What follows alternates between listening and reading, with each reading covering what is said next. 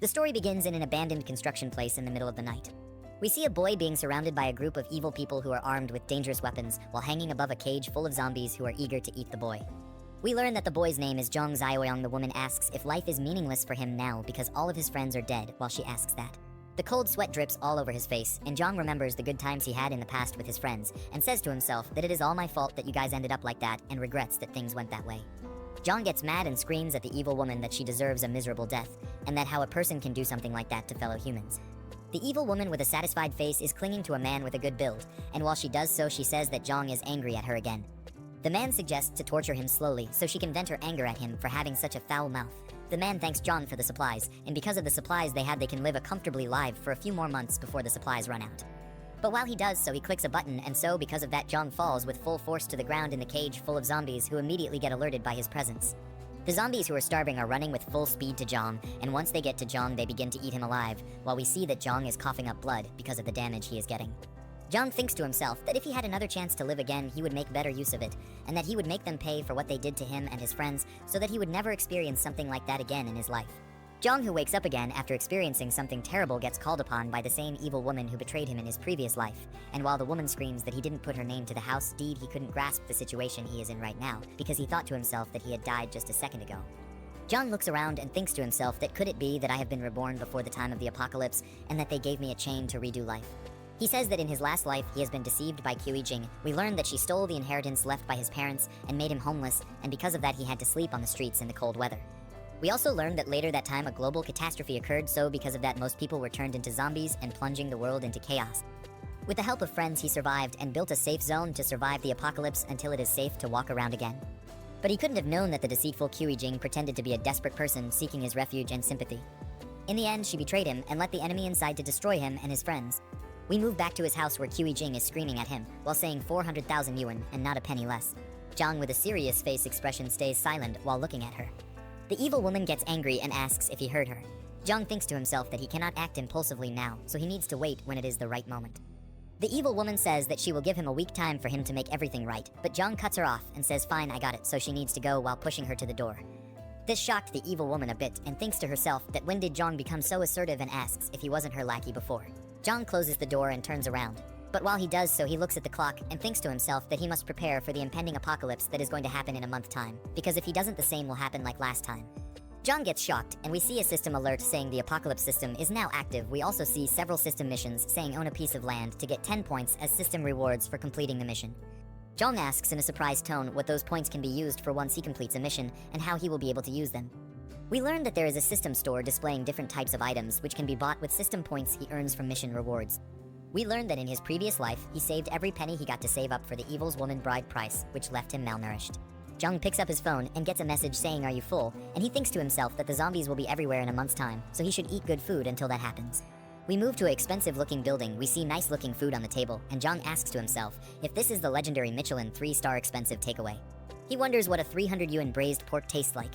While he puts the food in his mouth, his face expression turns into happiness after trying it. Then he screams that the food is unbelievably delicious. We see that the neck is enjoying his food like a pig, but gets surprised to hear a message from his phone when he is just enjoying his food. We see that he's being called by the friend of the evil women. He thinks to himself if that manipulative woman cried to her friend again, and sighs at the view of the name on the phone. The friend gets angry at Jong for treating her friend like that, and says that she only wanted him to prove his love to her. She also says that if you can't give her property, how can you love her, which is the stupidest thing I have ever heard. She says that Qiu Jing was testing him a little, and that he failed miserable, but if he brings 1 million by the end of the day in cash to them, she might help him to get her back to him. Jong gets angry at her and says, "Who do you think you are for testing me like that?" and that she needs to get lost. The friend is trying to respond, but Jong ends the call before she can do so. Jong lays back on the couch and thinks to himself that he will build the strongest fortress on this land where no one dares to come, but not only is it becoming defensive, it is also built next to a water source and forest, so he will not run out of water that easily. We move to a hall full of people who are walking, where the Mick gets greeted by a woman while she asks what he is looking for. The Mick tries to respond to the woman, but gets cut off by a man who we learn is the real estate manager of this place. The real estate manager asks the woman to help the others move boxes in the back, because they have a lot of toilet paper that needs to be dealt with. The woman tries to respond to her boss, but gets cut off before she could do so. The real estate manager asks if she has forgotten who taught her everything in this field of work, and with an angry tone sends her to the back to help. The manager turns around and says to the Mick that a broke loser in cheap clothes can't even afford a toilet, let alone a house to life in. His face expression turns dark and gets angry, so he asks the real estate manager if he is looking down on people or if he is just an evil person. The real estate manager says that he looks down on dogs like him, and he further says that if the can afford a toilet, he will live stream himself eating shit. Jong says to the real estate manager that he will find some fresh, hot, steaming ones for him later to eat on stream. Jong comes back to business and tells the lady worker that he is not here to buy a house, but to buy land for himself, saying this with a confident face. The real estate manager and the lady worker can't believe their eyes when Jong pulls out a black pay card, and cold sweat drips from their faces. Every customer in the building is shocked beyond belief, so they are asking what Jong means by buying land, and if he knows how much money it will take to purchase a piece of land. Another customer explains that he has never seen anyone buy land so easily. They exclaim that Jong must be a wealthy person to buy such expensive land. The lady worker still cannot believe her eyes and asks Jong to please follow her because she will give him the best detailed introduction available. While they are walking away, the real estate manager, with an annoyed expression, says that everyone knows how to brag, but he is not capable of paying for such expensive land. Jong takes a seat on a chair provided by the lady worker, who further explains that these are the land pieces they currently have available, so Jong needs to look carefully at which piece of land he wishes to buy. Jong explains that there is no need to do so, and that he will just explain what kind of requirements he needs for his land. After that, she will need to look for the land that fits his requirements. Jong further explains his requirements, such as proximity to mountains and water, so he has a water source. He also specifies that it needs to have convenient transportation and should have large buildings on top of it. The lady worker thinks hard before she answers, but is interrupted by the real estate manager, who adds that there is a piece of land in the East District that fits Jong's requirements. The lady worker asks in a surprised tone why he suggests the East District, as there are still unfinished factory projects there and they cannot sell such land to a client. The real estate manager becomes angry and says that this broke loser's requirements are outrageous, and that he is not here to buy an expensive piece of land, but to cause trouble for them. Jong is surprised to hear that there is a piece of land that fits his requirements and asks the lady worker for confirmation. She responds positively, but further explains that there are still unfinished factory projects because the construction team leader ran off, and there is no one to finish the work in time.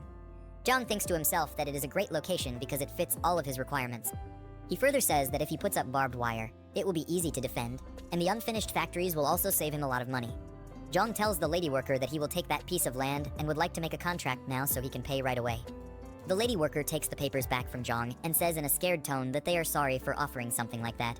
However, after she hears his response, she gets a shocked expression on her face and asks Jong if he really plans to buy land with unfinished projects. Jong confirms that he does and says that someone is waiting to eat some fresh poop later, so they should hurry with a contract and down payment, while the real estate manager is sweating cold drops of sweat. A while later, we see the real estate manager holding a receipt and saying that it is impossible. He further says with a dumbfounded face that he really paid a $300,000 down payment and questions how someone can buy such expensive land with unfinished projects on it. Jong explains to the real estate manager, who still cannot believe his eyes, that he made the down payment and that it is up to him to perform in front of the camera, so he should at least enjoy it. Having had enough, Jong walks away, while other customers tell the real estate manager that they have turned on the live stream, so he needs to hurry up. Another customer adds that his stomach doesn't feel good, but promises that it will be fresh for him. Jong thinks to himself that he has spent all the bride money on buying that piece of land, but now he needs to figure out how to get money to stockpile supplies for himself. As Jong ponders, a fat man walks past him and wonders if that was indeed Jang.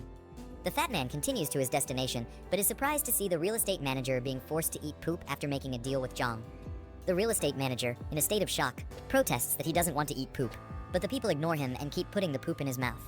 The fat man, now angry, exclaims about what the hell is happening in his absence. We then move to the evil woman, who is meticulously doing her nails. She receives a call from the fat man and answers, greeting him and asking if he remembers her. The fat man cuts her off, asking if she knew that Jong went to the real estate company to buy an expensive piece of land. The evil woman gets upset and asks how a broke loser like Jong could afford something so costly. The fat man explains that it was a $300,000 down payment, so he must have used the bride money. The evil woman becomes even more upset, fuming about how Jong could use her money. But the fat man calms her down and tells her she needs to figure out what's going on with him. The evil woman says that she will expose Jong online for using her money, and for doing so behind her back. We then return to Jong, who thinks to himself that buying supplies and building a base requires a lot of money, and he doesn't know where he can get such an amount when he's broke. Suddenly, there's a loud bang on the door, which surprises Jong. It turns out to be the evil woman with her friend. Jong asks what they are doing there, but the evil woman cuts him off, accusing him of spending her money behind her back. Jong is dumbfounded and asks what she means, but the evil woman insists that she knows everything, including how he used her bride money to buy a piece of land, and since it was her money, the land now belongs to her. Jong becomes angry and asks if she has suddenly gone crazy. He explains that he has plenty of money while slapping her with a stack of cash. As the evil woman looks on in disbelief, Zhang makes it clear that he will never give her anything and asks if he's dumb for knowing that she has been having an affair with the fat man for a long time. The evil woman begins to sweat coldly, wondering how Zhang found out about the affair. Her friend jumps in, saying that it's just a misunderstanding between a couple and that they need to take it easy. Zhang interrupts, stating that there is no misunderstanding and that a cheating woman like her is not his girlfriend. He tells her to go back to the fat man and, irritated by her presence, slams the door in their faces. The evil woman, left outside, thinks to herself about how Zhang knows about the affair since they were very discreet when booking rooms. The evil woman and her friend start to leave, but the friend stops her and asks if Zhang told the truth about her affair with the fat man and why she didn't mention it before they confronted Zhang. The evil woman uses the excuse that they only booked a room a few times. The friend, concerned about how everything has spiraled out of control, suggests that they should go back and come up with a plan to handle Zhang. The evil woman agrees, saying that it is the only thing they can do at the moment. However, the friend thinks to herself that since the evil woman messed up with Zhang, she now has a chance to claim Zhang for herself. After all, they are good sisters, but she's not holding back. We then move back to the construction site where Zhang has bought the land. Zhang is asking a middle-aged man how long the renovations will take to complete. The middle-aged man, clearly perplexed, asks Zhang what kind of force he has offended to require such extensive renovations. Zhang explains that he doesn't need to know the details, and that asking too many questions isn't helpful. He then inquires about the cost to complete the work within a month. The middle-aged man tries to explain that it's impossible to finish in a month, but is cut off by Zhang, who says that if he doesn't want to do it, he'll find someone who will. The middle-aged man reluctantly agrees, but clarifies that his concern isn't the timeline, but the cost that will need to be paid. Zhang asks what the price will be, and the middle-aged man explains that because the construction needs to be expedited and the work intensity will increase, the cost will need to be at least this amount. Zhang, surprised, asks if $20 million is enough. The middle-aged man confirms that it is and adds that Zhang needs to pay a $5 million deposit before they can start building. Zhang says he will transfer the money within a week and instructs them to hurry up with the construction. The middle-aged man tries to respond, but is cut off by Zhang, who adds that if the deposit isn't paid, the land will be his, so the man shouldn't worry about the payment. The middle-aged man agrees and acknowledges Zhang's terms. Suddenly, the friend of the evil woman calls out to Zhang. He turns around with a confused look on his face. The friend clings to Zhang's arm and asks him what he is doing there. As the crazy witch's friend clings to Zhang innocently, she asks him what he's doing there. Zhang looks down at her in anger and remembers that she was the one who persuaded the crazy woman to swindle him out of his family's property in his past life. He swore to pay her back twice the misery he suffered, with his face still filled with rage. The friend, on the other hand, was still asking what he was doing there while trying to act like a good girl. She asked him if this was the land he bought and complimented the scenery, calling it a very nice place. She then asked if he planned to build there, while desperately squeezing her melons against his arms. Zhang pushed her away and told her that whatever he was building had nothing to do with her. The girl was completely shocked at his actions. She didn't think a pathetic loser would have the mind to push away a hot chick like her. She asked herself what was going on and didn't understand why Zhang was acting so weird that day. In a normal circumstance, just touching her hand would make him blush and his heart race. But now he was completely irritated by her presence. Even after deliberately caressing his hands, he still had no reaction towards her. While she was angry and nervous, Zhang went ahead to talk with the construction workers and told them that the gates needed to be expanded. The crazy girl's friend called out to him, but he just ignored her like a piece of garbage. Since he had broken up with Kiwi Juing, the friend didn't want to miss the opportunity to take Zhang for herself. She saw it as a golden opportunity for the land to be hers. She gritted her teeth and clutched her hand in desperation as she thought about how to make things work in her favor. Back at Zhang's home, he sat down on his couch with the documents of his newly bought land laid out on the table. He said that he had pledged the house to the bank, but it only got him $3 million, which wasn't nearly enough for the first phase of the construction. He needed to figure out how to get more money into his broke pockets. With a serious look on his face, he thought that since the apocalypse was coming soon, it wouldn't matter if he sold the house multiple times, and then concluded that he would do just that. Suddenly, he heard loud bangs at his door and a voice yelling at him to open it.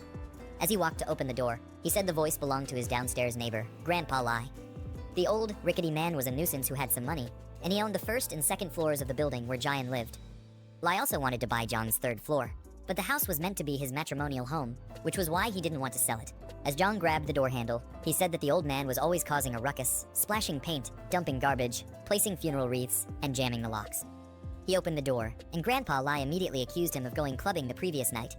Zhang yelled back at the man and asked if he was done with his silly theatrics. He told the man that he went to bed before 10 last night, so there was no way he could have gone clubbing. Lai said that he didn't care and that he heard something, but Zhang cut him off and told the old man to stop his annoying rambling. He was fed up with Lai and his crazy stunts. Since the old man wanted the house, Zhang said that he'd sell it to him. The old man was completely stunned and asked Zhang if he was really serious. Zhang looked down at the monkey-faced old man and said that he'd sell it on one condition, and Lai asked what it was. He told the old man that his new house wouldn't be ready until after 6 months, so he needed to stay there for that amount of time. Before that, the old man would have to pay him a total of 5 million for the house all at once. With that, he'd be able to pay off the loan on his new house. Lai was about to respond, but Zhang cut him off and said that if he didn't agree, then he should forget it, while slowly closing his door. Lai stopped the door, pushed his head in, and nervously said that they'd have to sign a contract to avoid any regrets. Zhang looked really irritated as he looked at the ugly old man and told him that the contract wouldn't be a problem. Of course, with a plague coming in a month's time, Zhang had successfully swindled the old fool. He closed his door and cursed the old man out, telling him to stay in his house and wait to meet his maker. Zhang began going through his phone, calculating the old man's 5 million together with the 3 million loan, which came to a total of 8 million. The system popped up and showed that he had completed the first task of owning a piece of land. With that, he claimed the system's reward. The next day, he went into the city to complete the next task, which was to get a year's worth of supplies. He breezed through the shopping mall, collecting many items that could be useful to him. The people there thought he was deranged, and some even said the foolish boy should be avoided. They all stood and watched him as he filled numerous carts with supplies that would last him a year. They didn't understand what he was going to do with all that stuff, and some of them even called him a pathetic idiot who believed in doomsday rumors. Zhang wasn't bothered by their comments because he already knew what was coming. By the time he had gathered all the items, the task was completed, and the system rewarded him with 10 points.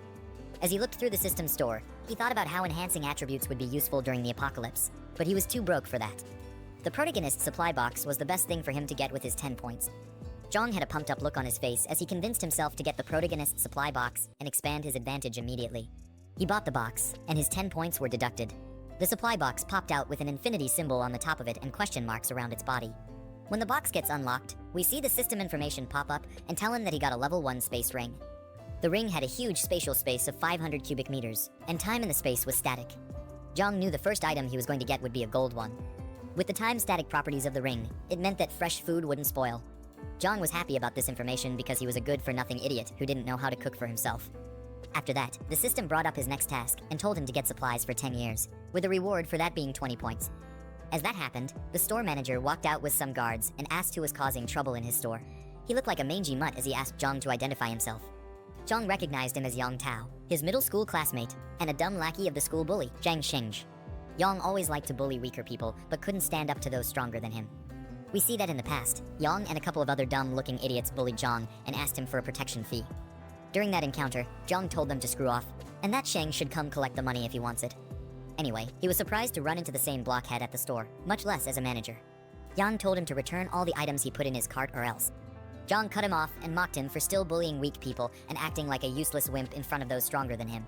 He told Yang that he was there to make a purchase and asked if that was how He Regressed Back treated its customers. Yang thought he was crazy for actually saying he was going to purchase all those items. He told Zhang to pay for them immediately or else he would get rough-handled. An hour later, all his items were scanned, and the cashier printed out the total. As Yang was told the total price by the cashier, he handed out the payment terminal to Zhang and yelled at him to pay immediately. With a spark of confidence in his eyes, Zhang swiped his card as if he were in a battle. The transfer was successful, but Yang didn't look too happy about that. As he walked away with his guards, Zhang called him back. Yang was already pissed off enough, and he asked Zhang what he was doing. Zhang told him to apologize for his rude behavior, or else he would return all the goods that he just purchased. The store manager felt insulted and told Zhang not to push his luck, but the other customers interrupted him and told him to apologize. They told the blockhead that an apology wasn't much, and if he didn't, they wouldn't let it go. One of them had even started recording and was ready to make Yang a famous piece of shit. Zhang told him again to apologize, and if he did, Zhang said he would buy 10 times the amount of items he had already bought. Yang didn't believe his words, so Zhang told him to bring the POS machine so he could show his balance.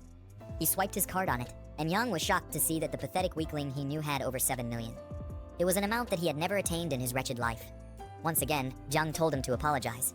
With no choice, Yang bowed down like a peasant and said he was sorry. As he bowed, Zhang patted him on the head and told him not to be so reckless in the future and to leave room for others. Yang had an utterly defeated look on his face, but he couldn't retaliate since it would only bring more trouble for him. He asked Zhang what he was doing with all the things he bought, and the Mick said he was planning a big venture. Yang told him that the supermarket's inventory wouldn't be enough for his venture and that he needed a wholesaler. Zhang turned back his head and asked Yang if he knew some wholesalers since he worked at the store. Surprisingly, the wholesaler he knew was Shengzhi, the dumb bully who always extorted Zhang in school. Yang quickly called Shengzhi and told him that he had found a big client. Zhang looked disappointed at the fact that Yang was still Shengzhi's useless slave. He wondered how much gray income the two of them could have made in the supermarket. After that, Zhang and Yang went to a warehouse. A badass car swiftly drove in and nearly turned Yang into a cadaver. Zhang was angry at how arrogant the driver was. The driver, Shengzhi, stepped out of the car, smoking a cigarette and puffing the smoke clouds in the air. Yang introduced him to Zhang and asked if he remembered him from their high school days. Sheng proved that all the smoke had clogged up his ears as he made Yang repeat himself. He finally said that he remembered who Zhang was and blew smoke on his face. He referred to Zhang as the guy with a bit of a backbone. He tugged at Zhang's hoodie drawstring and called it a fake designer brand. Sheng said he hated people like him who pretended to be rich when they weren't. Zhang replied by saying that he didn't know if it was a designer brand and that he just bought it from a random store. Sheng grabbed Yang's head and yelled at him for bringing such a useless guy as a client. He told Yang that his time was wasted with Zhang's presence and kicked him in the butt. Yang tried to explain that his client was a really big one, but Sheng didn't believe the idiot's words. He said that he could tell who was rich, and he wasn't because he had been in the business for many years. But it was obvious that his brain and eyes were also clogged up from his rubbish cigarettes. Zhang felt his aura wasn't working, and said that he couldn't intimate illiterates like Sheng, who looked down on people. Sheng arrogantly grabbed him by the collar and told him to repeat what he just said. But Zhang wasn't fazed by the fool. Zhang repeated himself and said that he looked down on people, but Sheng focused on the part where he was called illiterate. Zhang took it that he didn't mind being told that he looked down on people. Yang then tried to calm down the situation and said that Sheng's sore spot was when people called him illiterate because he really was one, and he hated being called that the most. Sheng kicked him to the side like a trash can and told him to shut up since he could talk so well. Then he threatened Zhang by saying that he wouldn't leave there standing if he didn't buy a truckload of goods. Zhang whipped out his phone and told the dumb bully to stop tugging on his collar and show him the account he was going to pay to. Seconds later, he wired $1 million to Sheng, who was surprised to see such an amount of money. He looked completely baffled as he read the transfer details on his phone. Zhang let him know that there was no other reason for him to be there. He said he was going to buy $5 million worth of goods. Then he told Sheng to load up the truck with the rest, and he would pay the balance when the goods were ready. Sheng asked him what kind of goods he wanted, and he replied, saying it was rice, salt, and basically anything that was edible or drinkable. He wanted it all. Then Sheng, with a sly smile on his face, told Zhang to follow him. Unknown to Zhang, Sheng planned to give him a batch of food that was nearly expired. They went into the warehouse, where it was filled with barrels and crates of different kinds of supplies. Sheng offered to give him a 10% discount if he took the whole batch. He was going to stoop to any level to get the goods off his hands. Zhang told him it would depend on the quality of the goods as he walked towards the crates. He got to one of the crates, picked up a brown bag, and began to analyze the item. Looking closely at it, he told Sheng that everything was nearly expired, except for the outermost layer. Zhang called him a shrewd man for trying to set him up like that. Sheng was surprised that he was able to figure it out. Caught between a rock and a hard place, he then offered Zhang a 50% discount. Zhang told him that there was no need because he was only using the $5 million to buy the best quality goods. He then said that he had other plans for the expired goods, and Sheng wondered what this crazy guy was talking about. Zhang was going to take the nearly expired goods at the 50% discount, but the payment would arrive a month later. Sheng asked what would happen if the goods expired, and he didn't get his payment, but Zhang assured him that he would mortgage his house to him if that happened. Sheng was still curious as to why someone would buy that many nearly expired goods. He asked Zhang what his channel was, to which Zhang replied that the channel was himself. Zhang told him that even expired goods would be worth a fortune in a few days, as he tapped Sheng's shoulder. A cold sweat ran down Sheng's face, and he looked like he had already shit on himself.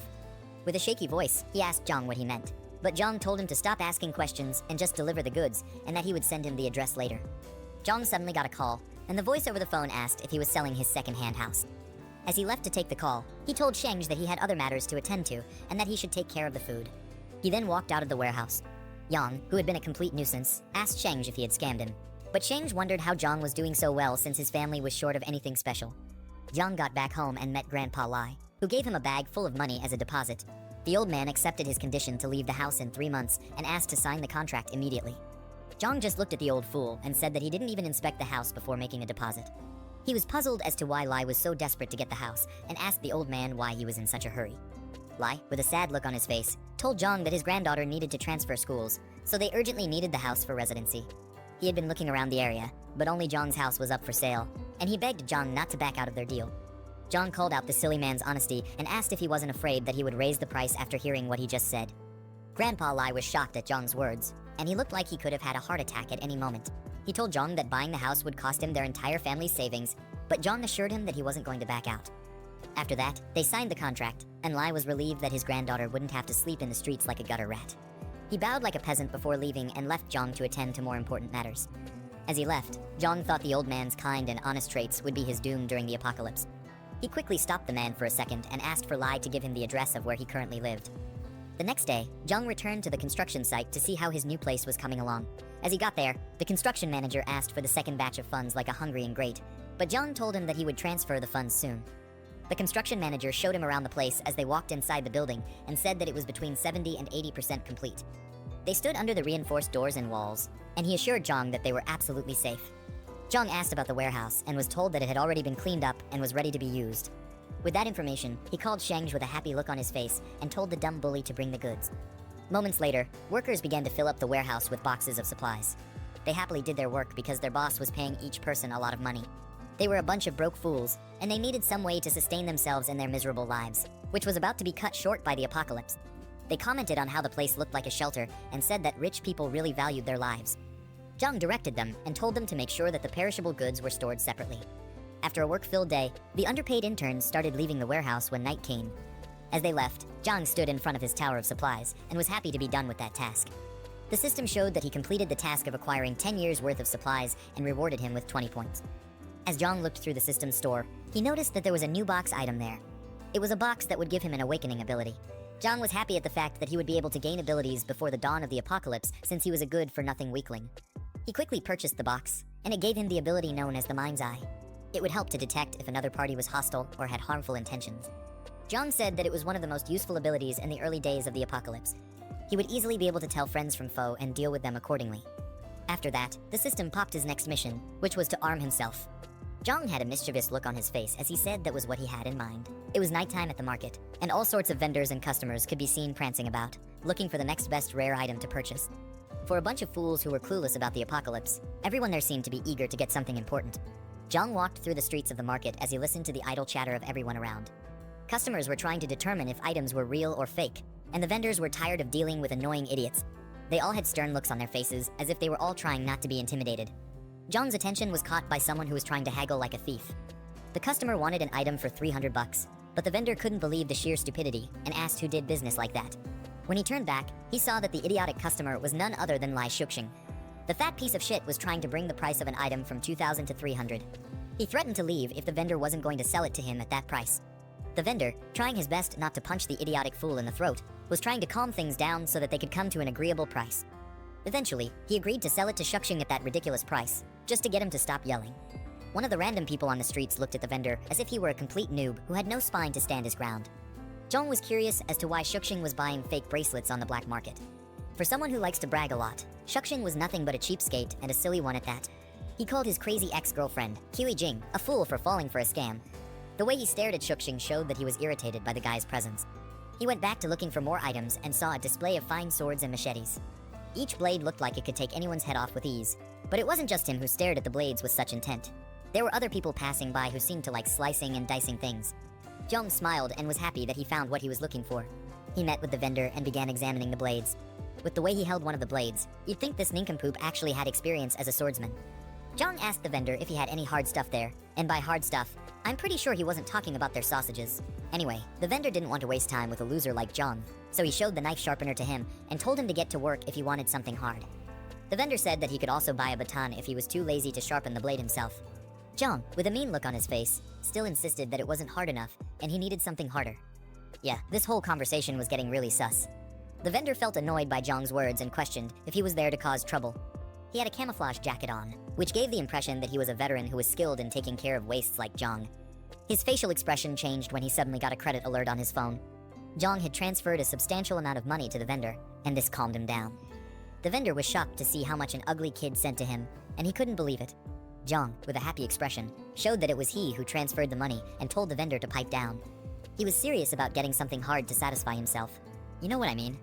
After that, the vendor told his assistant, Xiaoxiang, to watch the stall, while he directed Zhang to somewhere private where he could get the hard stuff he'd been craving. He said that talking outside was inconvenient and pointed the way to Zhang. Rather than a warehouse, they went to what looked like a casual person's home. I guess he was serious about giving Zhang that hard stuff. I'm just joking. When they got inside the building, the vendor showed him different kinds of homemade guns enough to at least kill chickens, and they were quite cheap too. The ammo and gunpowder were also cheap, but Zhang said it still wasn't good enough for him. At this point, the vendor thought Zhang was just an annoying crackhead. The look on his face said he was tired of dealing with such an annoying customer. He then showed Zhang a replica revolver, and its performance was almost the same as an active-duty handgun. Regardless, it was still stupidly cheap.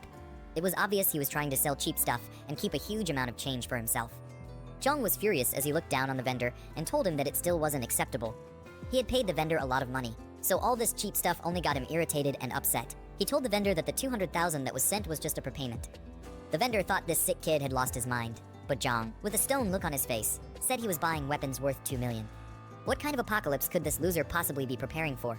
The vendor had to ask what he did for a living because no normal person would come to purchase that much heavy weaponry. He was probably scared for his meager life as well and didn't want to get on Zhang's bad side. Zhang basically threw his question aside, saying that it was his subordinates who usually handled trivial matters and the vendor didn't need to ask many questions. Seeing how serious Zhang was, the vendor went to lock the doors and close the windows to make sure no one could see or hear them. Luckily, Zhang didn't get defiled after that. The vendor told him that he had come to the right person. He whispered to Zhang that he would give him an address and also told him to write a list. Zhang was to go to the location the day after tomorrow at midnight to complete the transaction, and he was meant to bring cash. As he left the building, he heard the fat fool, Shuxing, calling his name. Just the sound of the idiot's voice made Zhang look like he was going to throw up. Shuxing was surprised to see him on the black market and said that must be why he had been spending lavishly recently. The foolish degenerate obviously wanted all that money for himself. He also called out Zhang for ignoring Jing and also said that his family must have had some heirlooms. He assumed Zhang was there to sell off his inheritance and said he had been watching too many marketing accounts recently, in a mocking tone. Zhang didn't even look bothered by Shuxing's degrading statements. Rather, he saw it as the perfect time to test his mind's eye ability. He activated it, and a blue flame surrounded his eye. He was able to see different icons on the top of the vendor and Shuxing's heads. The icon on the vendor's head looked friendly, while that of Shuxing showed he was definitely an enemy. Zhang was glad that the ability worked as expected. He turned back and began to mock the fat piece of garbage, saying that he must have tricked Kujing by buying fake and second-hand goods in order to clap her cheeks. Zhang said that she was just his second hand, who was worth the fake items. Shuxing was infuriated by Zhang's words, but he made no attempt to deny that he was a broke loser who had to buy cheap items to clap a girl. The vendor asked Zhang if they knew each other, and Zhang said that the fat fool was an enemy. Thanks to the money he was offered, the vendor began acting like Zhang's silly lackey and said that he'd handle Shuxing, while Zhang went ahead to handle other matters. The rest of his dumb friends came out to tag along in the drama, and Zhang told him not to kill the fatso since he still had plans for him. Shuxing was already shaking like a chihuahua as the goons slowly walked toward him. He tried to put up a tough attitude, but it was no use. The arms dealer swung out a baton, which made Shuxing try to negotiate with them. The proud fool was now a sacred wimp, and he had probably pissed on himself. The arms dealer and the rest of the goons gave Shuxing the beating of a lifetime. Laying defeated on the floor, Shuxing swore to get back at Zhang for humiliating him. 2 days later, in the dead cold of night, Zhang unveiled his new guns, which were delivered in a truck at his warehouse. With his new arms acquired, his task was complete, and he was awarded 10 points by the system. As a bonus reward, he was also given 2 physical enhancement potions. Rather than an actual potion, it was basically just a syringe, which meant that the system was obviously forcing this guy to do drugs. Anyway, Zhang noticed that the potion's effectiveness was as good as the one in the store. He brought out one of his hands and lifted the other in the air as he got ready to inject it into his body. As he used the potions, he gritted his teeth in pain, and his eyes went completely white. It was either he was feeling ecstatic like a junkie who just got his daily dose, or this idiot was about to die. Luckily, his second chance at life wasn't about to be wasted so easily. According to him, the average adult male had a strength of 5, but with the added 2 points from the potion, he got a 40% increase. He rolled up his fists as if trying to get a good feel of his new strength, but he still looked like the same old useless loser. Still, it wasn't enough for him. Zhang opened up the system's store and looked through the 2 items that were left. He decided to maximize his advantage by buying an extra physical enhancement potion. While injecting himself, he winced like a little girl who was getting touched inappropriately. The extra potions brought him to a total of 8 points, and he had 60% more power than the average person. All that was left was to find a punching bag to test his new powers on. He looked to the wall by his side and saw some bags of cement and a couple of rods on the floor. As he picked up one of the rods, he looked like he was still unsure about his new powers, but there was only one way to find them. He pulled out some sweet Bruce Lee moves as he kicked the rod, bending it and sending it flying towards the wall, which also cracked the wall. With his new strength, Zhang felt like a big bad boss who was not to be messed with in any way. He was sure that he would be able to easily handle early-stage zombies when they showed up. After that, he decided to store the guns in the space ring since they wouldn't take up much space there. The weapon crate shrunk and flew into the ring as if they were being sucked in by a black hole. The day after tomorrow was going to be the first day of the apocalypse, so Zhang was trying to make sure that there was nothing else he had to do. Flashing through his mind was the memory of Grandpa Lai, telling him about his granddaughter and how they needed his house for residency. Zhang felt stupid that he couldn't completely ignore the old man's unfortunate situation, even after suffering at the hands of human treachery. He decided to send the man some essential supplies for the apocalypse, but it was up to the old fool to survive or become a tombstone. Zhang said it was going to be his repayment to the old man for funding his apocalypse plan. The next day, a black call pulled into what looked like an abandoned neighborhood. Zhang stepped out of the car and said that whoever was going to look for this filthy slum definitely needed some kind of GPS. He had to walk all the way to the top floor where Grandpa Lai was staying so that he could deliver the supplies. From the looks of it, the old man was a broke fool, and Zhang said he had a screw loose in his head for living in such a cheap place. Before knocking on the door, he remembered to take out the supplies from the space ring first, so he wouldn't have to get into a long explanation with the old man. After setting out all the boxes, he knocked on the door, and Lai crawled with his rickety legs to open it. As he opened the door, he already started saying that he would pay his rent by next Monday, but he had no idea who he was talking to at first. It was obvious that there were barely any working brain cells left in the man's head. Seconds later, his eyes sparked open, and he recognized that the person in front of him was Jong. He was even more surprised to see the huge number of boxes that surrounded Jong. It's as if his eyes finally started working well, and he asked Jong what all the boxes were for. Jong said he'd explain later and asked the man to help move all the boxes into his home. They had to be discreet about it so that the nosy neighbors wouldn't think they were doing something illegal.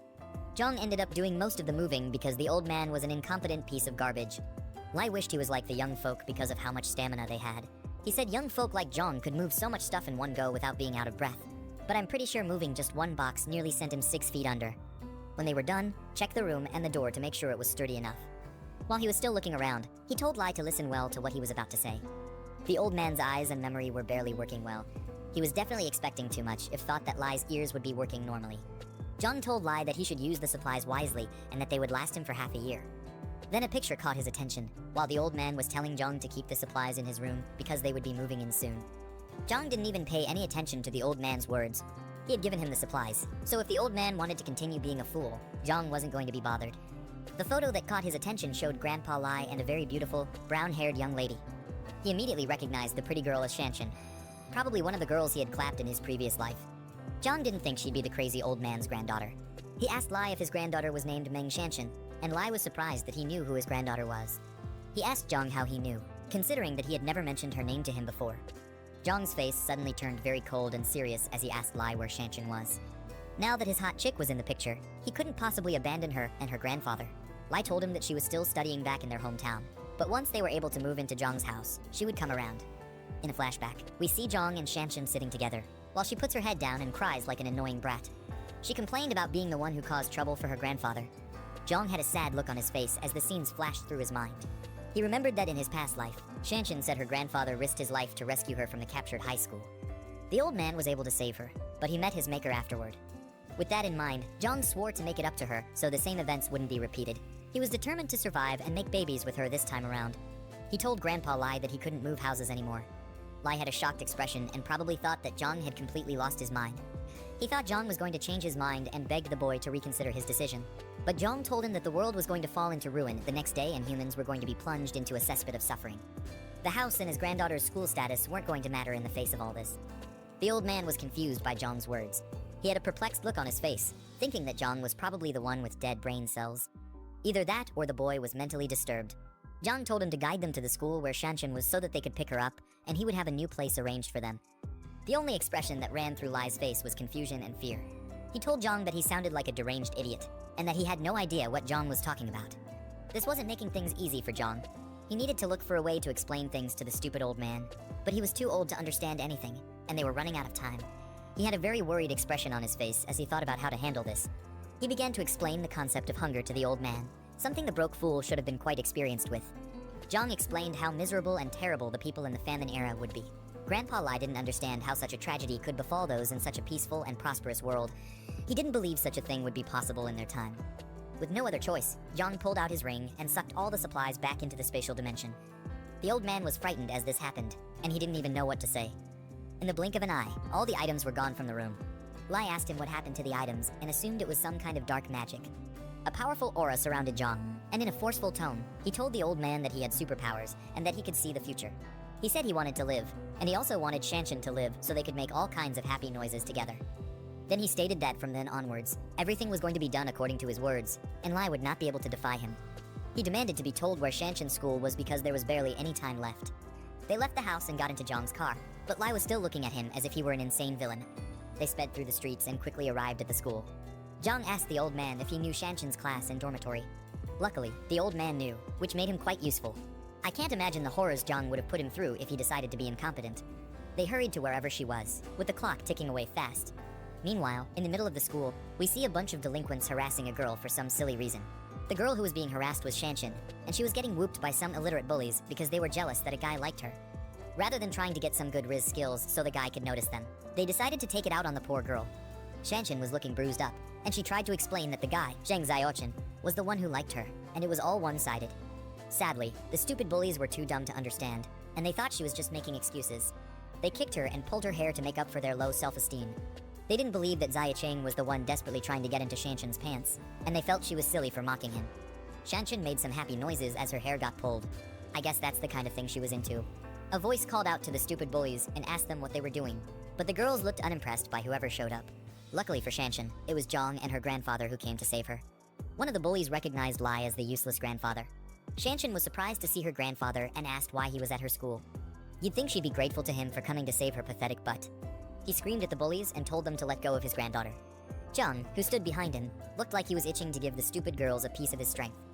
The other dumb-looking guys approached Lai, and they were holding knives and bats. They told the old man not to get into young people's business and he should stop meddling in their affairs. The blonde-haired leader walked up to him with his knife, but the old man stood his ground. Grandpa Lai rushed the guy with the knife and said he was mannerless for bullying his classmates. While they tussled, someone else was about to send Lai to the pearly gates with a bat. He swung down, aiming for Lai's neck, but Zhang caught the bat and saved the man from an early grave. Can you even call it an early grave? Zhang mocked the bully for being so young and learning how to be a thug. Of course, the bullies weren't fazed by Zhang's weak looks. They saw him as another pathetic, broke guy who was trying to act tough and assumed he was Shanshan's little brother. With one kick, Zhang sent one of them flying through the air like a frisbee. Thanks to that, the bullies took him seriously and said that he must have been trained, so they decided to gang up on him together. Their silly tactics didn't rattle Zhang, as he kept a serious look on his face. The idiotic bullies had no idea what they were in for. After circling around him, the one with the bat rushed and swung his weapon, but Zhang quickly ducked to avoid the attack. Thanks to his enhanced strength, his reflexes were off the charts as well. He grabbed the idiot by the collar and tossed him to the ground with one hand. That one quickly got his lights knocked out as his head slammed into the ground. The last one rushed Zhang with his dagger.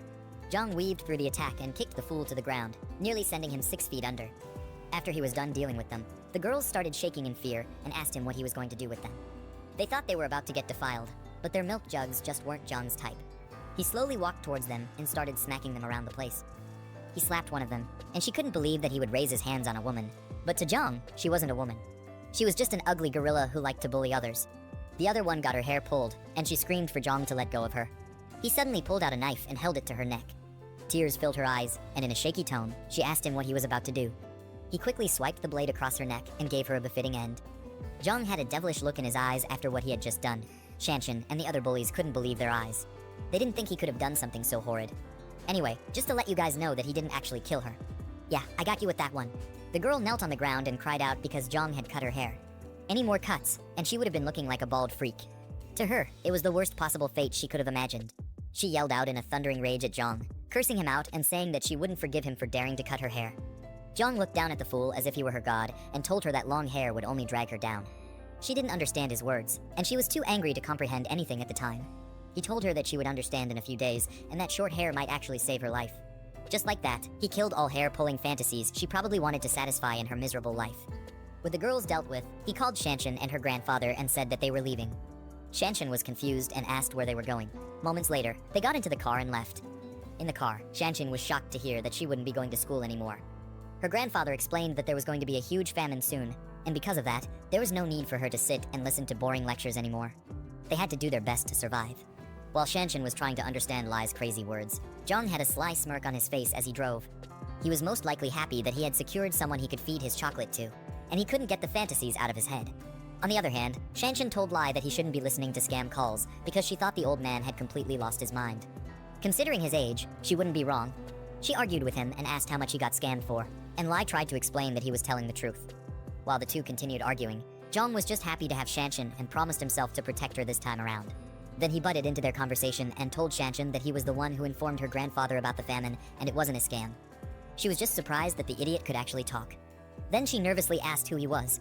Zhang introduced himself and told her that she could call him Brother Yang. Shanshan then thanked him for dealing with the bully, Sun Wai, and teaching her silly bunch of stupid lackeys a lesson. Zhang told her not to worry about the fools because they barely had many days left in their useless lives. Shanshan was confused and asked what he meant, and if there was really going to be a famine. Then Zhang told her that he used the concept of famine to explain the situation to Lai's deteriorating brain. Shanshan was glad to hear that because she was sure that there couldn't be a famine in such peaceful times. But he burst her bubble by saying that it was the apocalypse that was actually coming. Now, she was even more nervous as she exclaimed the word apocalypse in confusion.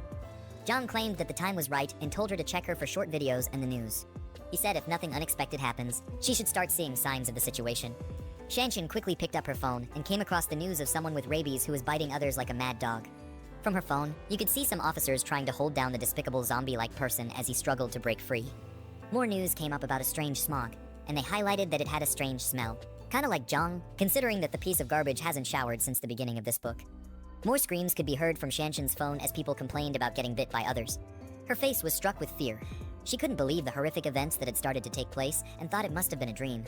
She was completely shocked to hear Zhang say that these were all expected events and that they were signs of the beginning of the apocalypse. This idiotic girl still stupidly asked if there was really an apocalypse, even after seeing the signs on her phone. I guess stupidity runs in her family. The next day was going to be the first day of the apocalypse, and the toxic smog would cover several provinces, including Province B. The unknown toxic smog was going to affect all living creatures, and chaos would be slowly unleashed in the world. Slowly, a significant portion of humans would be turned into repulsive, brain-dead zombies, and everything would fall into ruin. People would try to run for their meager lives, but their efforts would be completely useless. Eventually, the zombies would catch up to them and turn them into a McDonald's Happy Meal, eventually turning the innocents into filthy zombies as well. Zhang said that Shanshan should obviously know what zombies were. She obviously did, but the whole story was still too unbelievable for her. Being popped out of school to being told about an apocalypse was the last thing she expected in her life. While they were stuck in a traffic jam, Zhang told her that she would believe everything in the coming weeks. By then, she would cling onto his sausage like a desperate ex-girlfriend because he would be her only saving grace. Zhang was pissed about the traffic jam and noticed that even the emergency lane was stuck as well. Grandpa Lai was worried, so he asked Zhang what they would do if the zombies caught up to them in the traffic jam. But Zhang said that it wasn't that urgent yet. But he started to think about it and the possibility of a small outbreak occurring while they were trapped there. While he was thinking about it, some crackhead driver tried to cut in front of his car. Zhang blocked him but suddenly slammed the brakes, nearly sending the old man and Shanshan flying through the windshield. Zhang was angry that the reckless driver was trying to cut into the emergency lane without a turn signal. He wasn't going to let the idiot get away with such tomfoolery, so he started driving like Vin Diesel in the Fast and Furious movies. The car kept trying to cut into the lane, but Zhang wasn't about that life. The stupid driver pulled up beside him and started yelling and cursing him out, but Zhang ignored the foolish ingrate. Lai tried to advise Zhang to let it go because the idiot looked like a rich and powerful person, but Zhang was ready for the worst. If the driver eventually wanted to step out and cause trouble, he was ready to beat him to a pulp. The traffic was over, and the cars finally started moving after being stuck for almost an hour. Shanshan noticed the reckless driver from before was still trying to cut in front of them, and she told Zhang to watch out for the fool. At this point, Zhang was enraged, and he was ready to send the idiot to the deepest depths of hell. The two of them got into a crazy road rage, and Lai begged Zhang not to stoop to such a foolish level. With the apocalypse already approaching, Zhang wasn't bothered about traffic rules anymore. He said that there was no need to be lenient with a stupid, reckless driver. He eventually broke free, causing the driver to nearly crash by the side of the road. The ugly fool got out of his car, cursed him out, and called the police, telling them to find the plate number of Zhang's car. He was probably another spoiled rich brat who loved to spend daddy's money recklessly. He swore to get back at Zhang and teach him not to mess with certain people. At nighttime, Zhang got back to his new safe house. As they stepped out of the car, Grandpa Lai and Shanshan were amazed at how massive the place was. Shanshan even said the place was a bit too much. It definitely won't be when she and Zhang finally get down and dirty. Zhang told them to get some rest because the following days were going to be a whole lot tougher. The next morning, Zhang was standing in front of his huge window while sipping a hot cup of coffee. Shanshan stepped out of her room, yawning and stretching, while stating that it had been so long she slept so well. She finally didn't have to wake up like she was at a boot camp and get ready for morning classes. Zhang looked glad that she was able to rest well. I guess he couldn't satisfy his urges yet since her grandfather was still with them. He then asked to go with him so they could check out the fortress together. You'd think they'd finally have some alone time, but Lai the Great Fool just had to tag along. As they took a tour of the place, Zhang told them that the walls were made of reinforced concrete and the remote-controlled gate was also made of pure steel. The only way to break through was with heavy weapons, so neither zombies nor regular humans could easily get in. He reminded them that without his permission, no other person was allowed into the fortress except the three of them. Shanshan asked whether they were going to let survivors who made it to the fortress just die like a bunch of wastes. He ignored her question and told her to follow him like a lost puppy. He explained how people's true intentions would be unpredictable during the apocalypse. Being too kind would get them swindled, and humanity's dark side would fully show itself when the events begin to unfold. They walked to the back of the building and came to a place he called the buffer zone. They were shocked at how huge the place was. We could see some lined up crates and a small building that was to serve as a shelter. Zhang told them that if survivors came while he was away, the buffer zone could provide them with temporary shelter, but they would not be allowed into the fortress until he returned. Next up, he said he would take them to the food storage, which was the most important thing in an apocalypse. If they weren't able to find food, Zhang and Shanshan might have to start eating themselves, not in the way your dirty mind was thinking about. He said he'd show them the areas of food that would be distributed sparingly. As he led them into the food warehouse, he suddenly stopped to look back at them. He activated his mind's eye ability to make sure that Lion Shanshan were truly on his side. The two of them looked confused because they didn't understand what he was doing. Young saw two happy emojis at the top of their heads and figured it was a sign of trust. It was his first time seeing it, which meant that the old man and his granddaughter completely trusted him with their lives. Yang brought out a weapon crate from his ring and told them that weapons were the most important thing during an apocalypse. Isn't it supposed to be food? Anyway, he told them to make sure to keep it under their control and not let it fall into enemy hands. The two of them were shocked as they picked up a shotgun and a crossbow. It was as if they had slowly started realizing how serious things were. Lai, with a stupidly dumb look on his face, agreed to keep the weapons under control. With that done, the system popped up and showed Zhang that he had completed the task, which was to reunite with Shanshan.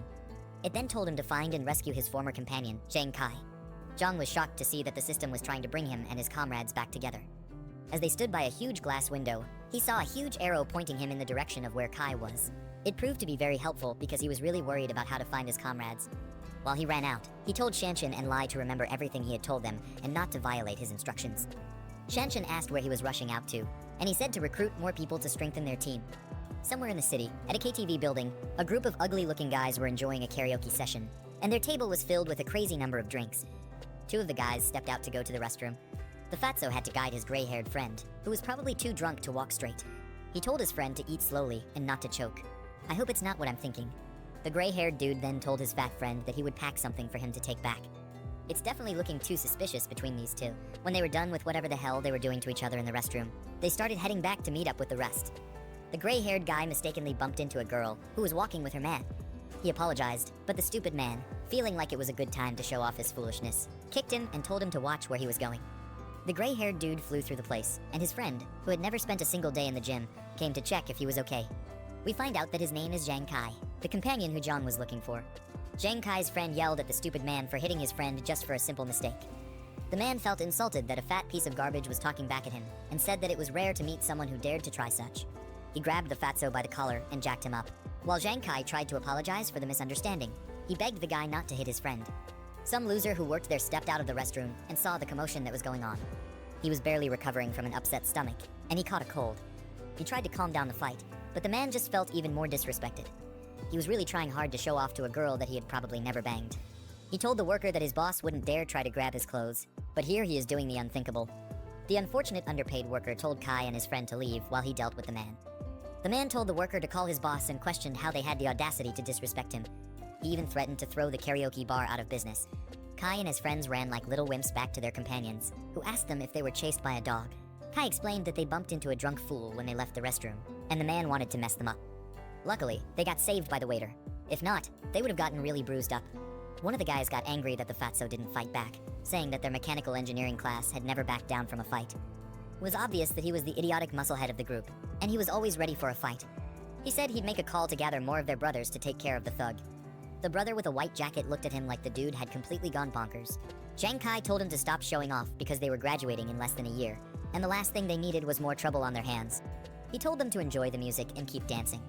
Sadly for them, the thug walked into the place with more of his retarded lackeys and the waiter, who looked like he was barely conscious. Zhang Kai and his crew were shocked to see the pitiful state of the waiter. The idiotic thug pointed towards them and told his goons to teach them a lesson. Zhang Kai and his friends got rounded up, and they were made to kneel with their hands behind their heads. The waiter, on the other hand, was seriously shaking from the pain he was in. The stupid musclehead demanded to make a call, but instead got a bottle smashed on his head for speaking when he wasn't allowed to.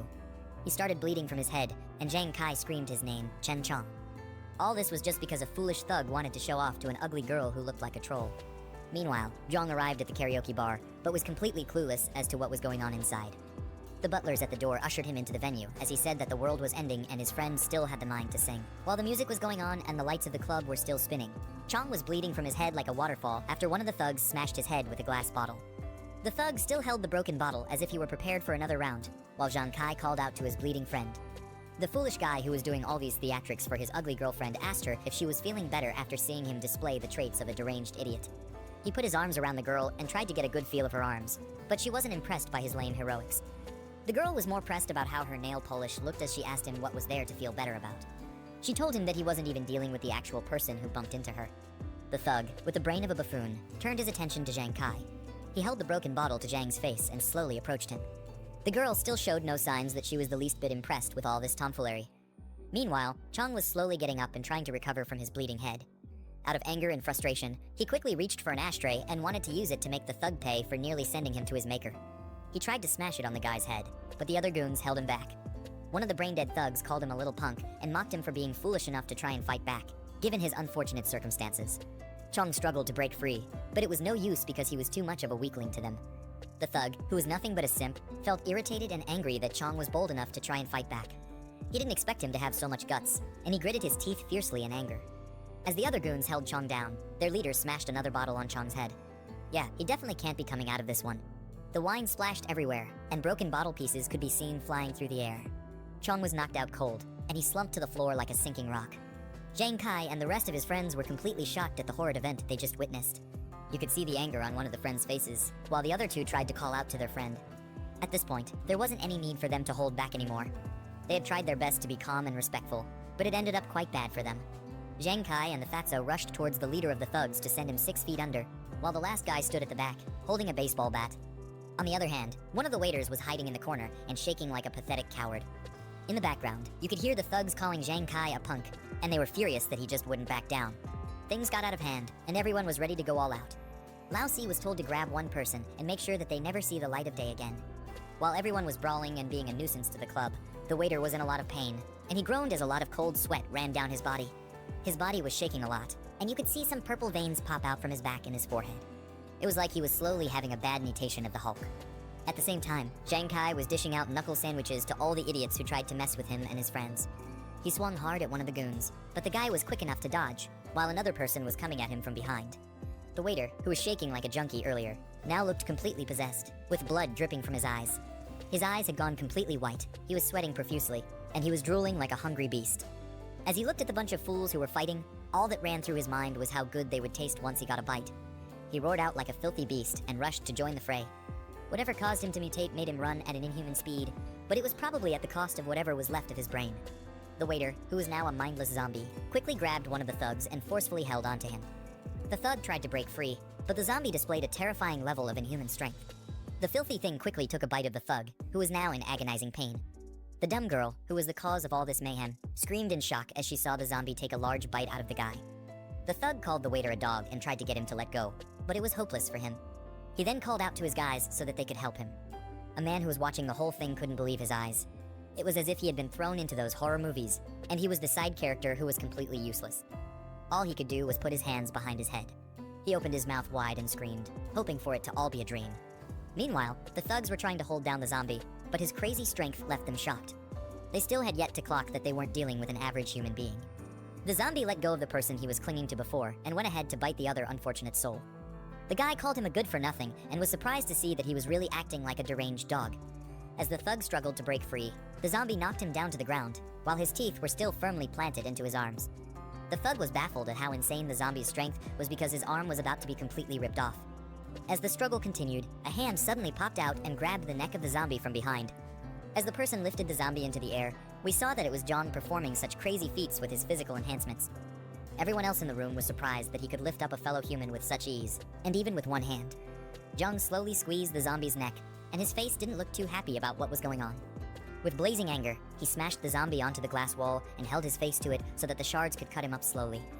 Then he turned to the rest of the idiots who had been causing a ruckus and told them to stop. Everyone else there was still freaked out by Jong's crazy strength. The man who was a snack for the zombie looked beyond frightened as he looked up at Jong. He said that the deranged zombie was as strong as a bully, but he didn't understand how Jong was able to pin him to the wall with one hand. It was as if he was also angry at himself for being a pitiful weakling. The stupid thug leader screamed out and asked Jong who he was.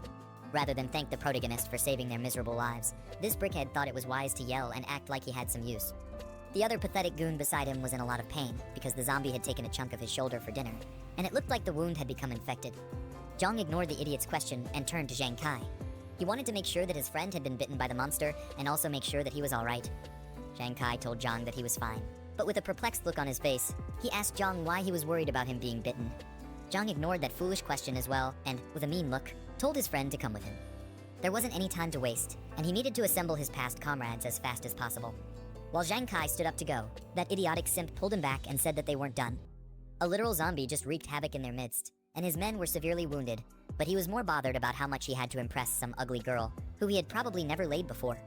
Anyway, as he was being stupid, one of his goons, who got bit on his shoulder, suddenly started coughing and complaining about his spinning head. His boss asked him what was wrong, and he thought it was just a cold, but he was about to find out how his foolishness would be the end of him. Jong had a look on his face that said he already figured out what was happening to the thug. He wasn't fazed at all, but just kept his composure and waited for the worst to happen.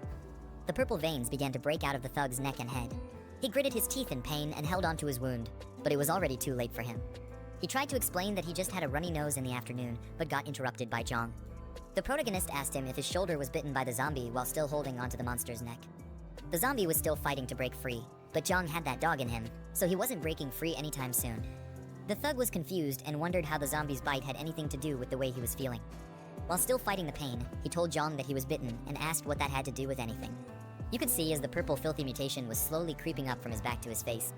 The fact that no one else in the room could figure out what was going on showed why they must have died like fools in Jong's past life. Jong started to analyze the whole situation and thought to himself that the thug was probably already infected before he got bitten. Now that he was bitten close to his head, he was likely going to mutate soon, since the signs had begun to show themselves. Jong dragged the already deranged zombie and was heading out, while the H-Tug leader asked him what he was doing. The others were staring at him, and they hoped that he would give a reasonable explanation for all his strange questions and actions. Jong got to the door and tossed out the mutated filth like he was a pile of trash. Then, he quickly shut the door. The zombie started to bang and claw at the door, trying to force himself back inside. Jong, on the other hand, was glad that zombies were too dumb to figure out how to open doors yet. Because of this, they were all safe in the meantime. As he dusted off his palms, he turned to the others and saw that they were all looking at him weirdly. It was obvious that they were waiting for him to start explaining himself, but Jong was taking his sweet time. I mean, it's his show, so you can't really blame the guy. His mood shifted, and you could see the killing intent spilling from his eyes. At this point, the demons of hell were scared of what this idiot was about to do. He cracked his knuckles and asked Jang Kai which one of the stupid thugs he needed to take out first. However, Jang Kai had no idea who this crazy kid was, and he asked him if they knew each other. The leader of those thugs was looking completely pissed off because he was being threatened. He rushed towards Jong, telling him that he was getting cocky, and he attempted to land a punch on the pretty boy's face. That punch looked like it was taking years just to hit, and Jong wasn't the least bit bothered by the idiotic simp. Before the guy's hand could halfway through, Jong swiftly grabbed his head and shut him up before he spewed any more rubbish from his mouth. With his Hulk-like strength, he smashed the man to the ground, knocking him out in the process. The other foolish goon who was bitten on his shoulder rushed towards Jong in an attempt to attack him. He cursed out Jong and said that he was definitely asking for it. Sadly, he was no match for Jong's Bruce Lee moves. Jong gave him a hefty punch to the nose. Now the idiot's nose wasn't only runny but bleeding as well. Jong barely used his true power, but he was able to send the guy falling straight to the ground. As the guy got knocked to the ground, Jong maintained his fighting stance like he was a character in a fighting game. Meanwhile, the goon was knocked out cold and was foaming at his mouth. His partner rushed to his side and asked why he was acting so pathetic after just one punch. His body began to shake and wiggle, which showed that the mutation had begun, but his partner had no idea what was about to go down. On the other hand, Jong was feeling like the next best thing since sliced bread, as he asked if there was anyone else who wasn't convinced and wanted to get a taste of his fists. He said that they were welcome to try. After everything, he told Jang Kai to take his friend and wait for him outside the private room. Jang Kai wiped his chin and proceeded to do as he was ordered. He and the fatso slowly lifted Chong and carried the pathetic guy out of the room. The thug leader and his goons attempted to leave as well. His lackeys carried the injured one and helped him to the door. As they got to the door, Jong told them to hold it, and he blocked their way. The leader stupidly asked him what he was doing, and the girl, who the leader was trying so much to clap her cheeks, was shocked as well when Jong stopped them. Jong told him that all the drinks must have gone to his head and made him forget his own name. He told the man that he almost got his brother killed, but the leader only looked more irritated and scared at the same time. The leader told Jong to stop spouting nonsense and ordered him to get out of his way. Jong was fed up with the buffoon's arrogance, and he pushed him back. His eyes were blank, making it look like he had gone into feral mode. The leader cursed him out and said that he was going to die after what he just did. I guess the drink really did clog his head because he quickly forgot that Jong held up someone by their neck with just one hand. Before he could get up, Jong quickly left the room and locked the door behind him. The guy got up and demanded for the door to be opened, saying he was going to skin Jong alive for being a punk. Unknown to him, he was about to face a more deadly and disgusting opponent. The goon who was bitten on the shoulder earlier had been completely consumed by the mutation. His eyes were red, and his senses were no longer with him. You could have possibly searched his eyes for a sign of himself, but there was no humanity left in him any longer. The mutated thug let out a feral roar and began looking for the closest person to feast on. His other comrades couldn't hold him down, and they were confused as to why he was acting so feral. They called out his name, Hat, and asked him what he was doing. Obviously, they were too blind to see that Hat was hungry and looking for the next best meat to devour. Jong stood on the other side of the door and listened to the chaos that ensued inside the room. The guys banged on the door and struggled to get their zombie friend off their leader, but it was only a matter of time before they became mindless monsters like him. Voices could be heard screaming for help, but Zhang wasn't bothered about them. One of the workers approached Zhang and nervously asked what was going on and if he needed help. Zhang told the man to lock the door completely and not let a single soul inside if he knew what was good for him. He then told him to call the police and the hospital to inform them that there was a patient with the rabid flu inside the room. The worker either had his ears clogged up or he was just shocked that Zhang mentioned the rabid flu. Zhang's words left him frozen and frightened on the spot, and he didn't know how to process it. While he was still spacing out like a fool, Zhang yelled at him to get to it immediately. The worker responded and hurriedly brought the door keys. His hands were nervously shaking as he tried to get the key into the lock and lock the door. While he was struggling with that, Zhang left with Zhang Kai and the rest of his friends. Chong was still unconscious as they carried him and followed Zhang. The worker who was supposed to be locking the door stopped what he was meant to do because he felt troubled by the sound coming from the other side. His colleague approached him and asked why there was so much chaos going on. The worker told his colleague that Zhang told him about a guest who had the rabid flu, but the colleague didn't believe that there was actually a rabid flu. On the other hand, the worker was surprised that his silly colleague even knew about the disease. Then the two of them headed to the security room so they could check the live surveillance and see what was really going on. They ran through the hallway as quickly as they could, but when they got to the room, they saw the horrors that had been unleashed. The security man who was watching over the cameras couldn't even believe what he was witnessing. Their ugly faces showed that they couldn't stomach whatever the hell they saw on the screens. The security footage showed that the thug leader and his goons had all been turned into brainless zombies. They feasted on each other, and the leader was finally able to get a taste of his girlfriend. The girl lay dead on the floor, and her eyes looked like she had also gotten infected with the disease. The workers quickly called for the police, but I wondered if they were calling them to become part of the feast. Meanwhile, Zhang and his friends had finally gotten outside to where he parked his car. He told them to hurry up because the club wasn't safe anymore and things were about to get way worse than they already were. They got into the car and quickly drove out that night to somewhere safer. Inside the car ride, Zhang Kai thanked Zhang for saving them and asked him who he was. Chong was still knocked out like a light, and the others were eager to know who Zhang was as well. Zhang introduced himself and told them that he was hired to protect them, and that they didn't need to know who the employer was. They just needed to be grateful that he bothered himself to save weaklings like them. One of the guys seated at the back asked Zhang if the rabid flu was actually real since rumors from the internet had debunked it. Zhang turned back to answer him and completely abandoned the fact that he was driving. Maybe his powers also gave him eyes at the back of his head.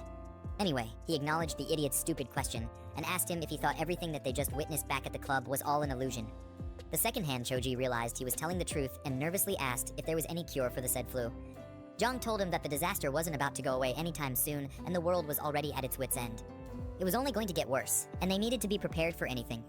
They suddenly heard someone scream from outside the car, which made them confused as to what was going on. With the windows wound down, they looked outside and saw a zombie attacking an innocent civilian who was screaming for help. The civilian was convinced that it was the effects of the rabid flu that were affecting the zombies. Zhang then explained to them that the current situation was just a localized breakout. It was still on a small scale and in the early stages, and most victims were still in the incubation period. He said it wasn't going to take long before things spiraled out of control on a larger scale. If they wanted any hope of surviving, they needed to follow his orders. In unison, they all agreed to do whatever Zhang said, except for Chong, who was still doing God knows what in his dreamland. With his new comrades secured, the system popped up and notified Zhang that his task was complete, and it awarded him an extra 20 points. He couldn't wait to check out the new items in the store and further enhance himself. Bear in mind that this guy is still driving with all this going on. It's ridiculous. Anyway, he opened the store and looked at the list of items that were available at the moment.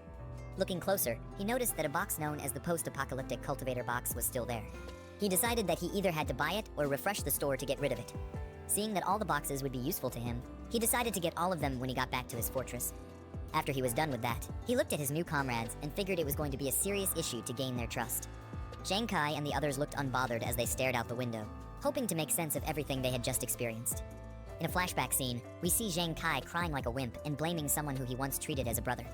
Zhang explained that in his past life, Zhang Kai's entire dorm was killed by zombies because one of his brothers betrayed them. Zhang was the only one who ended up surviving the tragedy.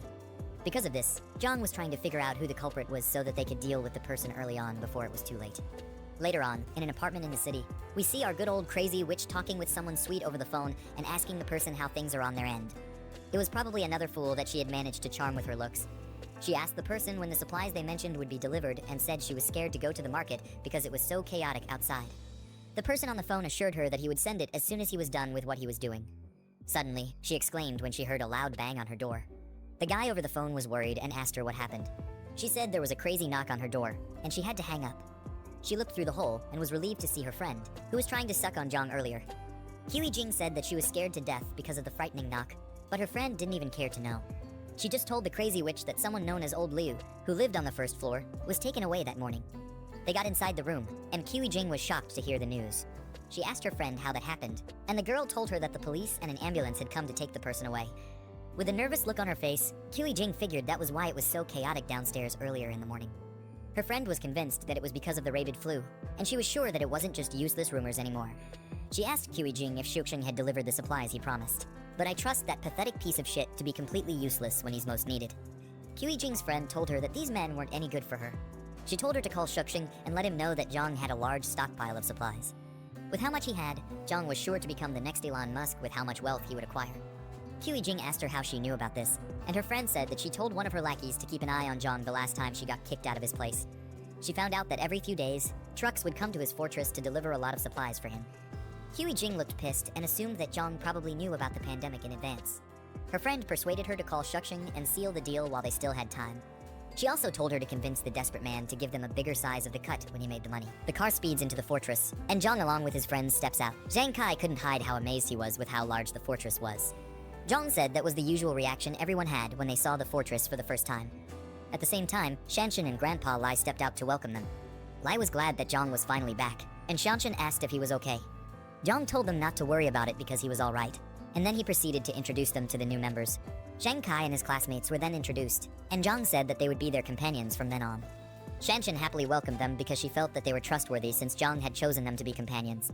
Zhang then told Grandpa Lai to show their new comrades around the area and explain the rules and regulations to them, to which Lai agreed. One of Zhang Kai's friends, the fatso with glasses, felt really nervous and said that the fortress felt like they had come to northern Myanmar. The dude with the white jacket then called for everyone's attention. He asked Zhang to give him and his classmates weapons as well, so that they could contribute to defending the fortress. The audacious request made Zhang very skeptical about whether the guy could be trusted. The guy's classmate then calls him Yiming and tells him not to be so eager to get weapons. They had just gotten there, and they needed to earn Zhang's trust first.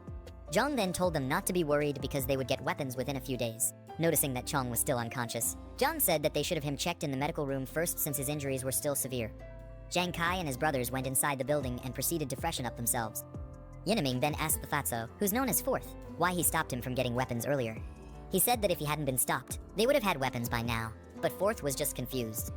Yinaming told him that given their current situation, they were being protected, and at worst, they were practically under house arrest. Fourth wasn't pleased with his words and told him to stop talking like that because, after all, Zhang saved them. Nevertheless, Yinaming still wasn't okay with their condition. He asked Zhang Kai what his background was, to which Zhang Kai replied by reminding them that Zhang said someone hired him to protect them. Yinaming was still displeased. He wanted to know who could have hired Zhang and said that it was possible that Zhang wasn't telling them the truth. To top it off, he told them to look at the way Chang was being treated. Despite the fact that Chang's injuries were being monitored in the medical room, Yinaming said that the room was more secure than a prison. He felt that Zhang might have been planning to harvest Chang's organs there and told his brothers that they needed to strike first. Fourth tried to reason with him by asking what would happen if they were wrong about Zhang, and if that wouldn't be like betraying their savior. Yinaming told him that he would rather betray the world than let the world betray him. If what Zhang told them was true, he planned to take over the fortress and seize control. Yinaming was too far gone in his head, and there was no going back for him. He had a sinister look on his face, while he said that besides them and Zhang, the only other people in the fortress were Grandpa Lai and Shanshan. If Zhang happened to be away, he planned to use the opportunity to capture Shanshan and her grandfather. He also said that the girl was cute and suggested that they could have their fun with her. Zhang Kai and Fourth couldn't even believe the words that were coming out of this guy's mouth. They just stood and stared nervously at him and couldn't come up with what to say. Yinaming then tried to play off his sinister plans by telling them to relax because he was just playing with them. He told them not to take it seriously, but they would be wise if they did. Zhang Kai was relieved to hear that he was joking and told Yinaming not to scare him like that. The apocalypse hadn't even started yet, and he was already thinking about lawless deeds. Fourth also told him that if Zhang really wanted to harvest their organs, he would have locked them up already, especially since he had guns. As Zhang Kai and Fourth left the room, Yinaming said to himself that they were not worth plotting with. He said that in chaotic times, one had to be ruthless, and once he succeeded, they would become his lackeys for life. Meanwhile, in the warehouse, Grandpa Lai and Shanshan approached Zhang. Lai told him that Zhang Kai and the other had been settled and Chang was lying in the medical room as well. All the doors and windows were also secured as Zhang had instructed. Zhang thanked the old man, then told him and Shanshan to get some rest because no one knew what could happen the next day. Zhang called back their attention when he suddenly remembered something. Aside from Chang, he told them to keep an eye on the other remaining classmates of Zhang Kai because he felt there was a traitor among them. Shanshan and her granddad looked very worried as they heard that there was a possibility of a traitor close to them. Later that night, Zhang returned to the warehouse and began looking through the system's item shop. He started redeeming the supply boxes one by one, and each of them had an item that would prove to be very useful to him. From lots of food supplies to many rounds of ammunition, the supply boxes made sure Zhang wasn't lacking in any area. Zhang stood in front of the huge mountain of rewards, saying that they were pretty decent. Although it wasn't as good as spending money freely, in the upcoming resource-scarce apocalypse, the rewards were very invaluable. The next day, some flashy cars and trucks pulled up to Zhang's fortress. A man in a suit and the rest of his goons stepped out of the cars with weapons in their hands. The man was talking with someone over the phone and wanted to confirm if he was at the right address. After confirming, he said they would eat together when he got back. As the man orders the goons to break down the door, he's revealed to be the crazy driver from earlier who Zhang had a little road rage fight with. The goons started banging on the gate in an attempt to break it down, but their efforts were completely futile. One of the goons told the man that the gate was probably an inch thick and they wouldn't be able to break it down with the weapons they had. The man was infuriated and asked who would use such a thick door in a normal house. He then ordered his men to bring out the big guns from the cars. They started to slowly unload the crates, which were filled with bottles of Molotov cocktails. The goons ignited the explosives and started throwing them over the gate. Fire rained down and spread throughout every corner of Zhang's fortress. In a matter of seconds, the place was filled with smoke, and the fires were burning uncontrollably. The goons continued to throw the flames into the fortress, setting everything ablaze. Shanshan, along with Zhang Kai and his crew, rushed out to extinguish the fires before everything would be burned to the ground. She said that Zhang was right about everything he had told her. The disaster hadn't fully hit yet, but extreme situations were already happening. At the same time, Zhang and Grandpa Lai stepped out with their guns to take care of the people who were causing trouble. They approached the fortress tower to get a better view of the goons. When they got to the top, Lai told Zhang that one of the guys looked familiar as well as one of the cars. His memories clocked it, and he recognized the man as the crazy driver who had a road rage incident with them earlier. One of the assailants noticed some strange movement in the tower. Then he told their boss that Zhang and the rest had arrived. The crazy driver immediately recognized Zhang and called him a little punk. He ordered Zhang to come down and face him, or he would burn the fortress to the ground. But Zhang told the idiot that he had 5 minutes to get lost with his lackeys or else. The bunch of lackeys got angry at Zhang's words, calling him a little brat and asking him if he knew who their boss was. They were told to stop wasting time and to bring out the other 2 crates of Molotovs, which were remaining. Just then, Zhang suddenly got a new task from the system. The crazy driver and his goons were seen as a threat to the fortress by the system, and it told Zhang to eliminate them as quickly as possible. Grandpa Lai then asked Zhang what their next plan was and if they should fire a warning shot. Zhang thought the idea of warning shots was a joke. He called the guys complete gangsters and said that order hadn't been completely broken down yet, but they were already committing garrison. They couldn't care less if someone actually got burned to death. As he got ready to fire his rifle, he told Lai that leaving the guys alive during the apocalypse would only harm more innocent people and endanger them. After that, he opened fire on them. Before the gangster boss knew what was happening, his arm was shot off cleanly. He then screamed out in pain and held the wound down. Zhang, on the other hand, was upset that he missed his shot, saying that he had gotten rusty after living a peaceful life for so long. Meanwhile, the goons noticed that Zhang's forces had a lot of guns, and they all decided to retreat. The boss tried to get his goons to cover for him as they all ran towards the truck. Zhang got prepared to fire another shot and told himself to finish what he started that day because he hated waiting. He opened fire like a maniac and obliterated some of them before they could escape. The boss and a few lackeys were able to get into the truck, and he hurried the driver to kickstart the engines before it would be too late. Lai was worried that the rest were trying to escape by car, but Zhang told the old man not to worry because that was why he picked the automatic rifle. Zhang reloaded his gun and rained bullets on the jeep that was about to escape. Lai looked at Zhang as he fired the bullets and couldn't believe how proficient the boy was. The way Zhang Hip fired and reloaded so smoothly was way better than how he was when he served. This made him wonder about who exactly Zhang was. The sounds of their screams could be heard as the bullets tore through their bodies, but there was no one who could save them. By the time Zhang was done, the front of the fortress was filled with dead bodies, and cars were up in smoke. After the job was done, he told Lai to call Zhang Kai and ask the rest to come out and clean up the mess. Suddenly, a thought popped into his head. Since they were still in the early stages of the disaster, he thought about letting the goons turn into zombies so that he could use them as practice for Zhang Kai and Shanshan. He then turned to Lai and told him that there was no need to rush. The old man asked if they were just going to leave the dead bodies on the road, and Zhang told him that he had other plans for them. Later on, we see 2 cars speeding down through the road. Shuxing was inside, and he asked if they were almost at their destination. Seated at the back were Qi Jing and her friend, who told him that they should arrive at the next intersection. Qi Jing was disappointed in her friend and said that every time Shuxing was around, she would put up an act. She knew what her friend was up to but decided to play it cool. When they got to the fortress, Shuxing said he would park outside and then told Qi Jing to message him once she got inside. As Qi Jing stepped out, she told Zioya to tag along with her. Zioya was surprised that she had to follow her friend as well. Qi Jing told her that she was obviously coming and asked how else she would know the factory to go to. Zioya told her just to walk straight ahead, and she'll recognize it right away. Her shoes were killing her, and if she walked 2 more blocks, she would be done for. Nevertheless, Huey Jing wasn't listening to her silly excuses. High heels or not, she told Zioya that she was coming along as she dragged her out of the car.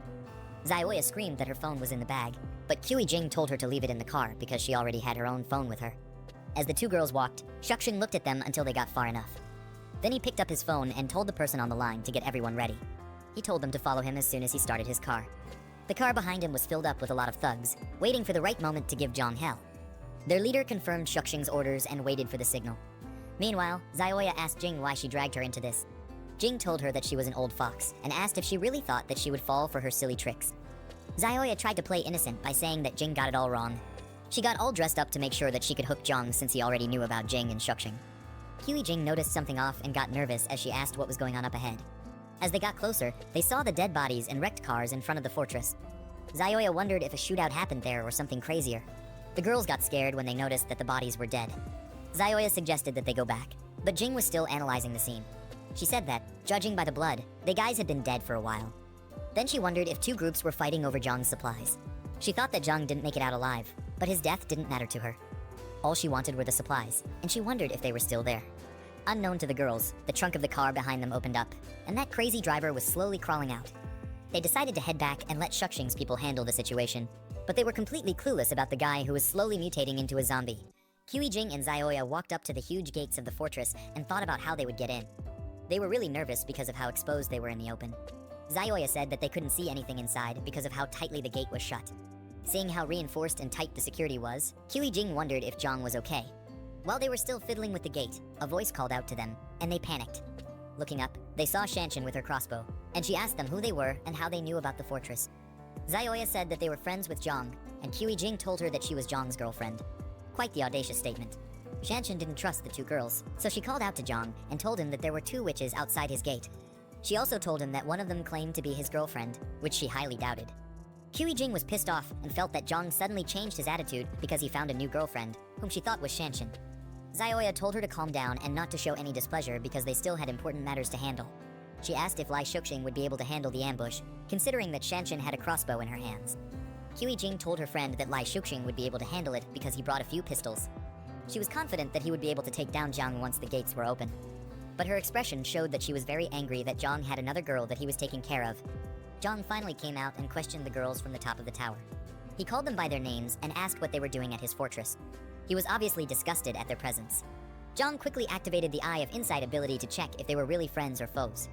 Zioya said that they were friends and asked if it was a bad thing to come check up on him. She tried her best to play the role of an innocent girl, saying that things were very chaotic at the time and they were worried about him. Zioya then asked Zhang if he didn't care about them anymore.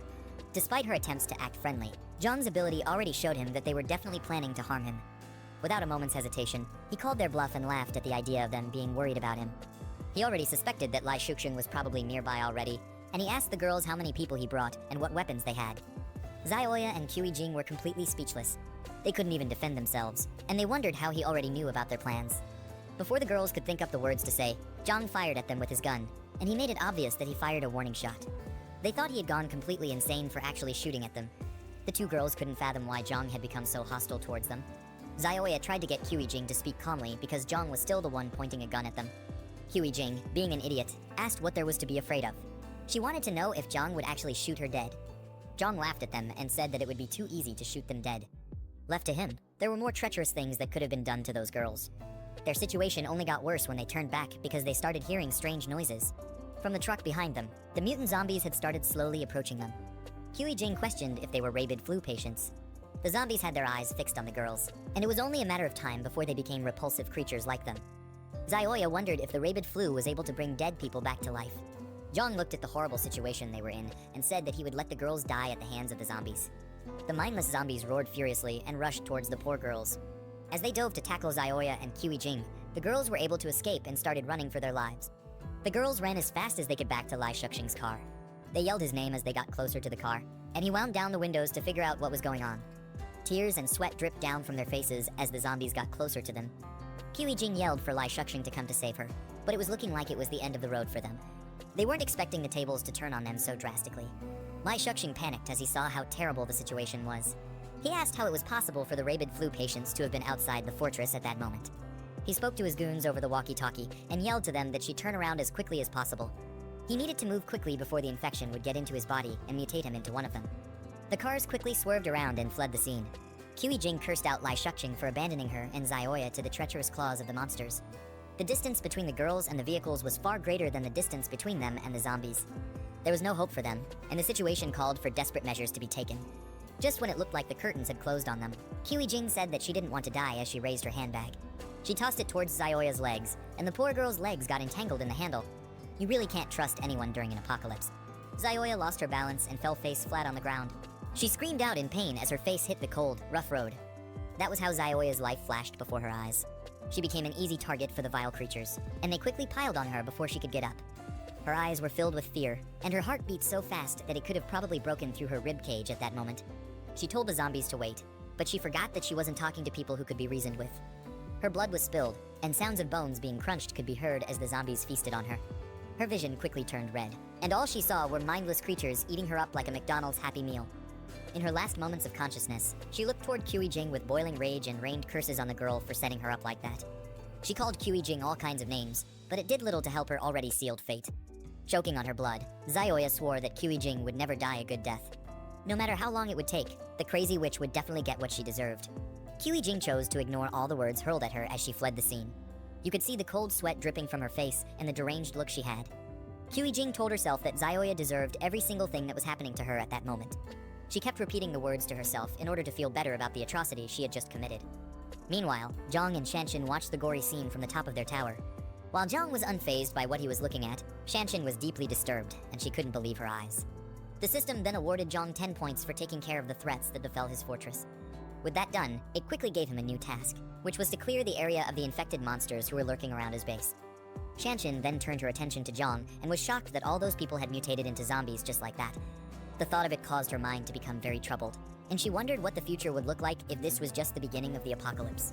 Zhang remained very calm and told her that the apocalypse had officially begun, with a large amount of alien infection sources in the air. The dead who were exposed outside would quickly mutate into zombies, but it didn't just stop there. Anyone who was injured and those with weak constitutions among the living were also at a high risk of getting infected. Shanshin found it hard to grasp all the information Zhang was giving her, but she eventually understood that things were like that for them. After that, Zhang told her to call everyone together for a meeting. She looked at him and was baffled at how someone could remain so calm in such trying times. Moments later, everyone in the fortress gathered in a room. Shanshin locked the door, while others sat down and waited for what Zhang had to say. Yinming, who was obviously still very hostile, refused to sit and decided to stand while the meeting went on. Zhang then told them that they had to remain indoors for the next 2 days, except it was absolutely necessary for them to step out. He said that they had to keep the doors and windows tightly shut in order to let their bodies gradually adapt to the infection source. From his words, it seems the body is able to fight it when it's introduced slowly as opposed to when the virus takes the body by full force. Anyway, Zhang said that it would greatly reduce the risk of them getting mutated if they adhered strictly to the rules he stated. Zhang Kai, on the other hand, was very worried about his friend, Chong. From the expression on his face, it didn't look like Chong's condition was getting any better. Later that night, in the infirmary, we see Chong lying on the bed, and he looks to be in a lot of pain. Part of his face and body were slowly turning purple. This was a sign that the mutation was slowly taking over his body, and if push came to shove, they might have to send the poor guy to his maker. It had spread all the way to his arms, and the veins were really bulging out. Cold sweat ran down his forehead as he gritted his teeth and tried to fight the pain, but only time would be able to tell what fate had in store for him. A chaotic scene in front of a tall skyscraper with dark smoke swirling around its facade. People in business attire are seen panicking and running away from the building, suggesting an emergency or disaster situation, as one man shouts in distress while others flee towards a yellow taxi. Shang's a worried expression looking out of a window, shouting, "It's complete chaos out there." He's observing a tumultuous or dangerous situation unfolding outside. In a tense moment, Shang's urgently tells a woman and child, "We have to go to the warehouse tonight and bring back the remaining supplies," he instructs. "Zio Lai, you and Shuai stay at home. No matter what, don't open the door for anyone except me, understand?" This suggests an urgent and possibly dangerous situation, emphasizing the need for caution and safety. Shang's looking determined and tense, is preparing to leave while the woman holds the child protectively. Shen posture and expression convey urgency. Suddenly, someone knocking on the door. Shang's face displaying a serious and tense expression as he looks towards the door. A tense moment where Shang's, with a serious expression and a finger raised to his lips, signals for silence.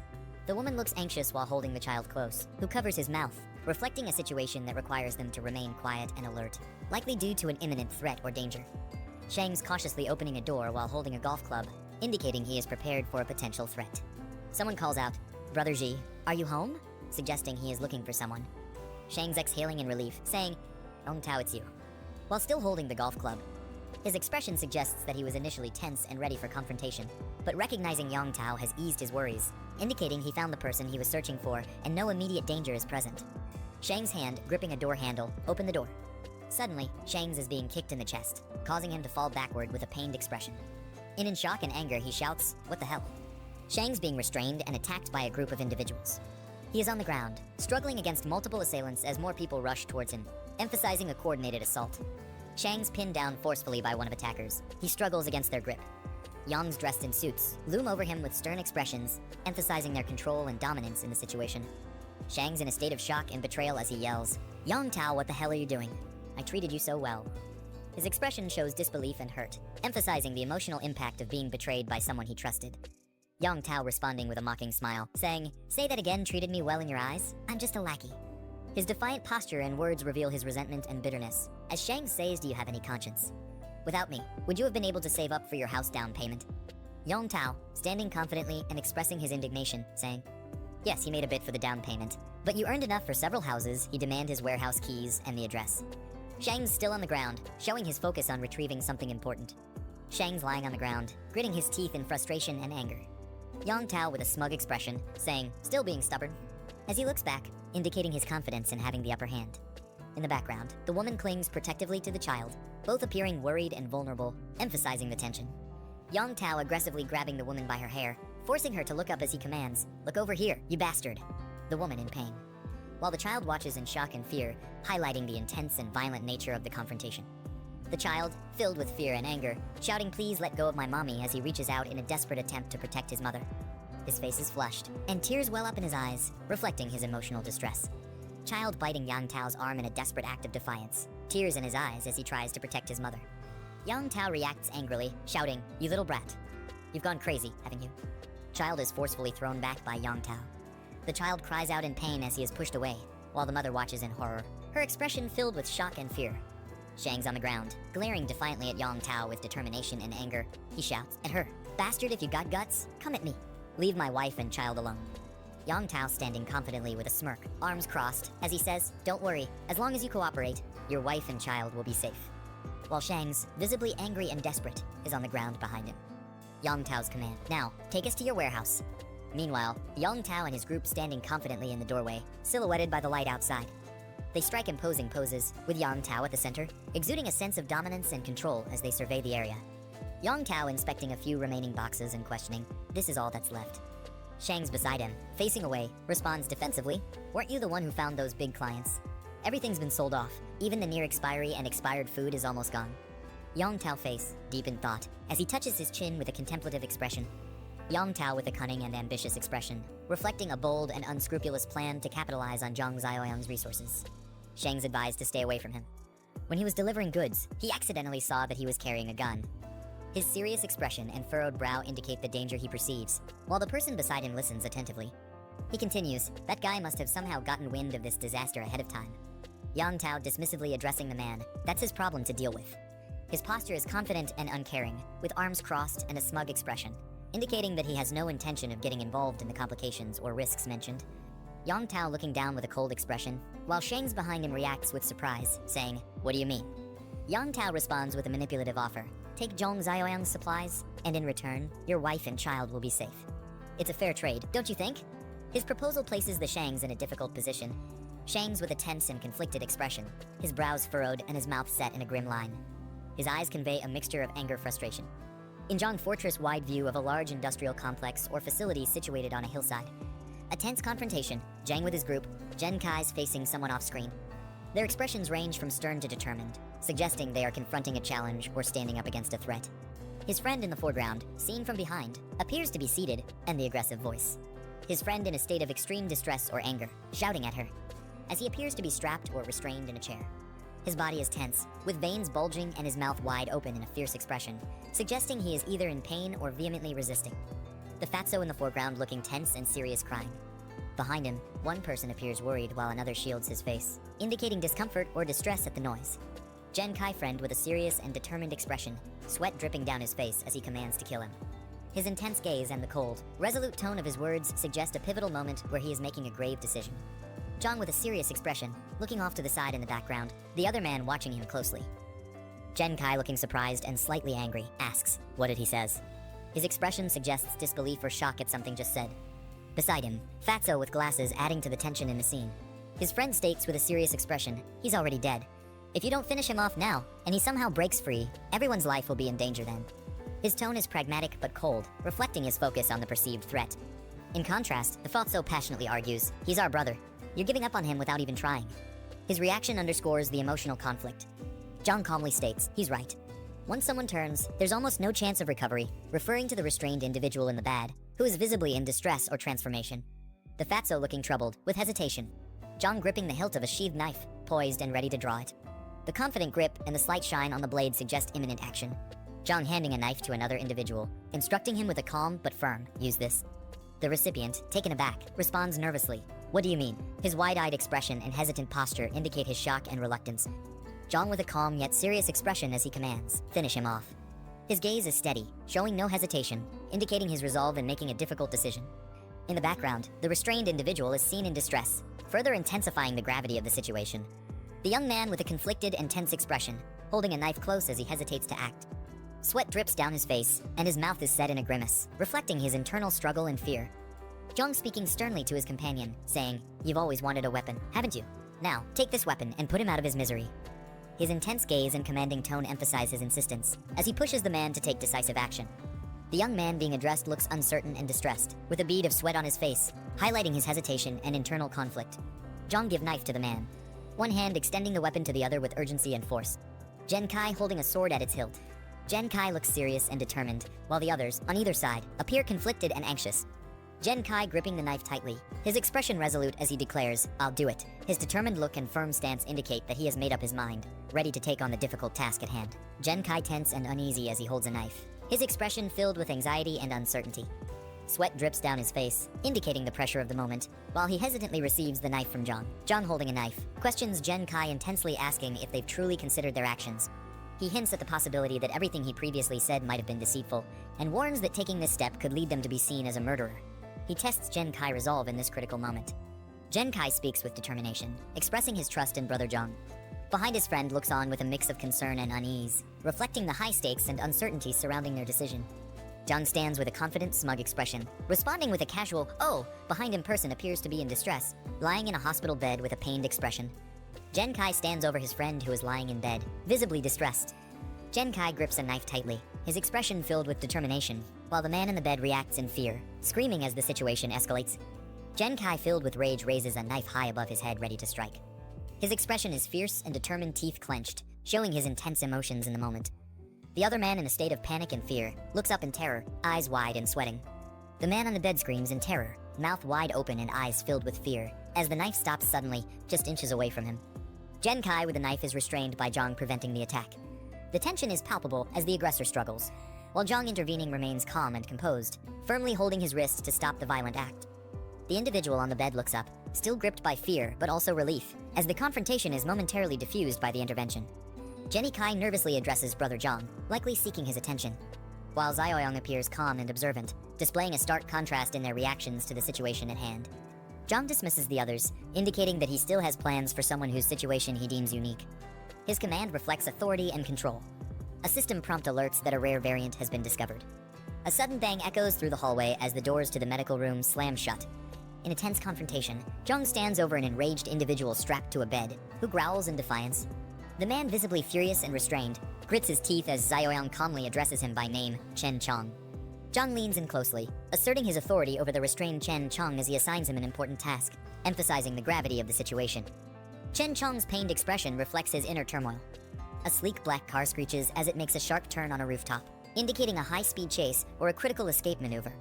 The black car crashes into a pole with a loud impact, causing visible damage and abrupt skid marks on the road.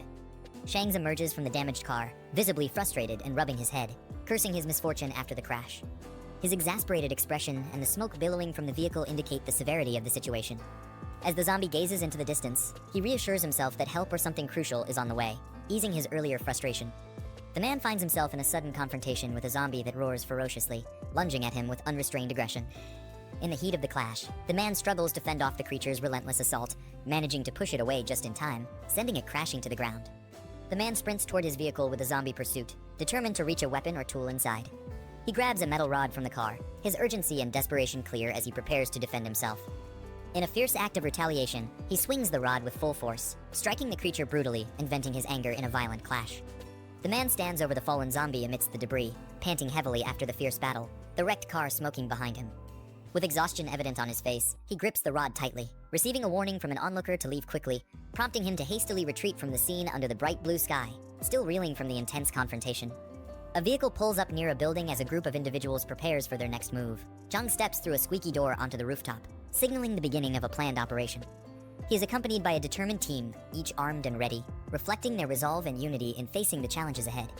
Shanshan expresses her discomfort with the gear, addressing Zhang and questioning the necessity of their protective equipment. Zhang, maintaining his composed demeanor, stresses the dangers posed by zombies, explaining that their unpredictable strength makes the gear essential, especially for those with less combat experience. As the group huddles together behind a building, strategizing their next move, Zhang leads them with caution and determination, emphasizing their need to stay alert.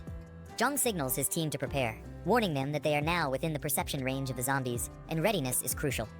As a zombie detects their presence, its vicious appearance and ferocious movements signal an imminent attack. Zhang shouts reminders to his team, urging them to maintain distance and watch out for one another as they brace for a fierce confrontation against the relentless zombie threat.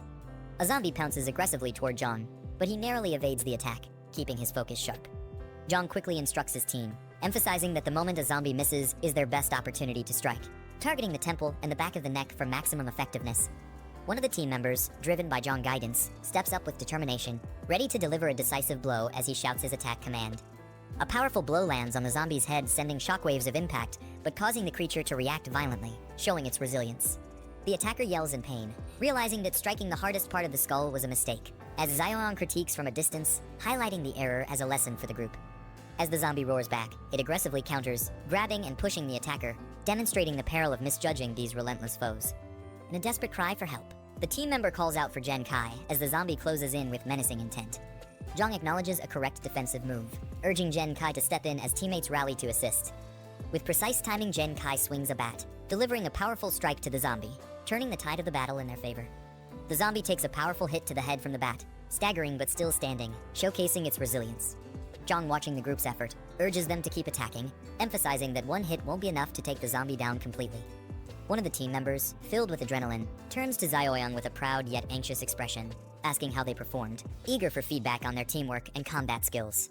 Zhang smirks confidently, unfazed by the approaching zombie as he casually dismisses the danger with a nonchalant attitude.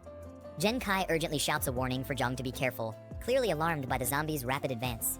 The zombie lunges with a fierce snarl, closing in dangerously close, its gaping maw aimed directly at Zhang. Zhang grabs the zombie by the head with a firm grip, halting its attack effortlessly and displaying his superior strength and composure. He admonishes the zombie as if it were capable of understanding, reminding it of the crucial lesson to always be aware of one's surroundings, turning the tables with a sharp command. The rest of the team looks on in stunned silence, clearly impressed and taken aback by Zhang cool and commanding control over the situation. Shangs approaches a large reflective surface, scanning his surroundings with a cautious expression as he notices vagrants roaming nearby. Frustrated by the unexpected presence, he questions whether Zhang would have alerted them or confessed something important. Meanwhile, a rugged vehicle pulls up with urgency, and a commanding voice resonates, urging everyone to stay vigilant and support their comrades, signaling a rallying call to action. Zhang arrives to the vehicle. A voice confirms that it's Zhang, causing a stir among the scattered group below. Shangs peers out from the back of the vehicle, astonished to learn that Zhang and his gang are actively hunting down someone referred to as the Madman. Meanwhile, a shadowy figure with glowing eyes emerges from beneath the vehicle. Kaijing crawls desperately on the ground, reaching out with determination despite the severe injuries, eyes filled with fear and urgency. The hand grasps tightly onto the leg of a bystander, startling him and causing a sudden reaction. The man stumbles backward in shock, yelling out in surprise as he falls, the grip of the injured person still firm, intensity of their plea for help or escape. The man's face contorts in a mix of fear and shock as he realizes the threat before him, his expression filled with dread. Suddenly, the Kaijing rises with an unearthly roar, her eyes wide and furious as she lunges toward him, embodying a terrifying transformation that catches him completely off guard. Shang is brutally attacked, his face contorted in shock and pain as he screams out in horror.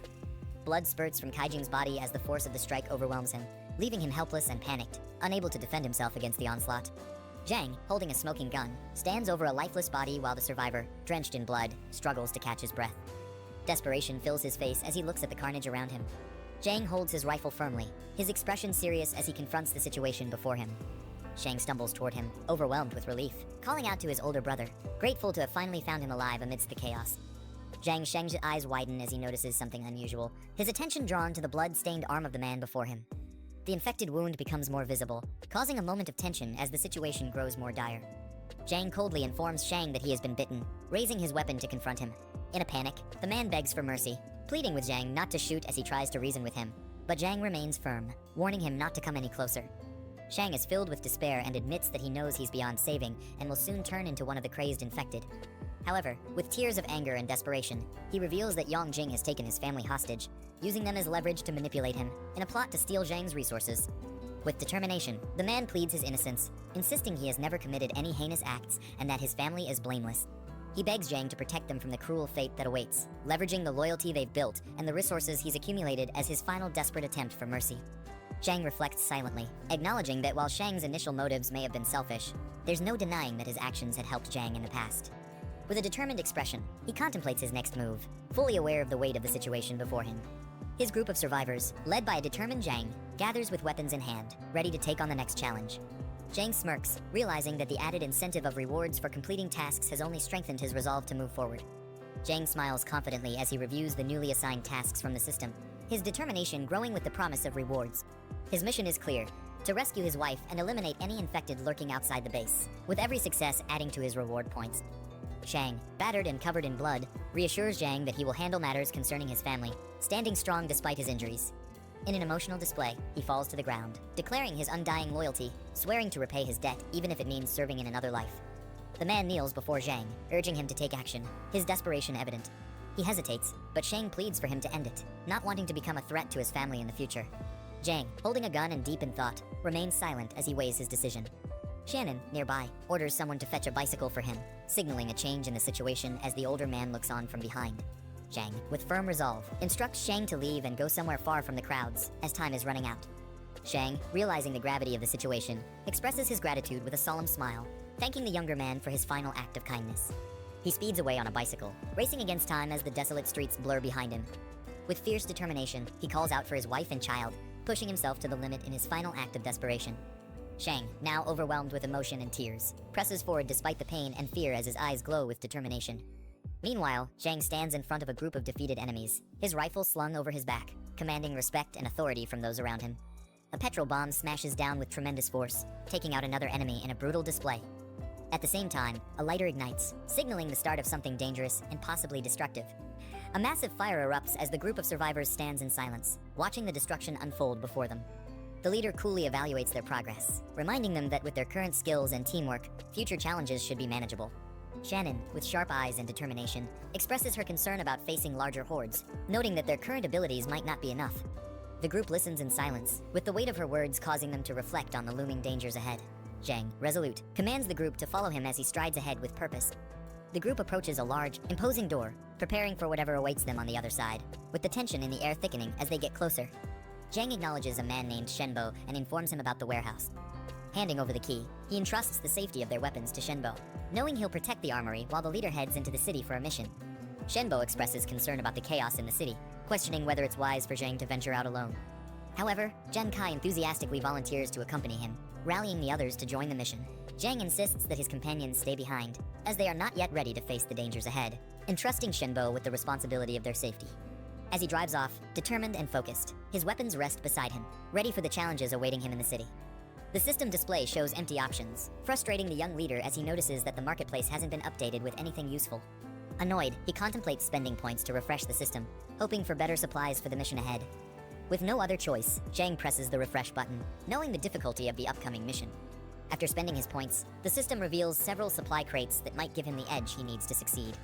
He notices that the cost of manual refresh has increased, making him realize he'll need to be more cautious with his points. Satisfied with the rare item he obtained from the refresh, he contemplates the value of his decision as he prepares for the challenges ahead. The system confirms the successful exchange of points for the black tech supply crate, reducing his score significantly. Zhang speeds off in his car. The streets are quiet, but the tension lingers in the air as he drives toward his destination. The black tech crate reveals a powerful energy-enhancing serum, boosting the leader's physical strength.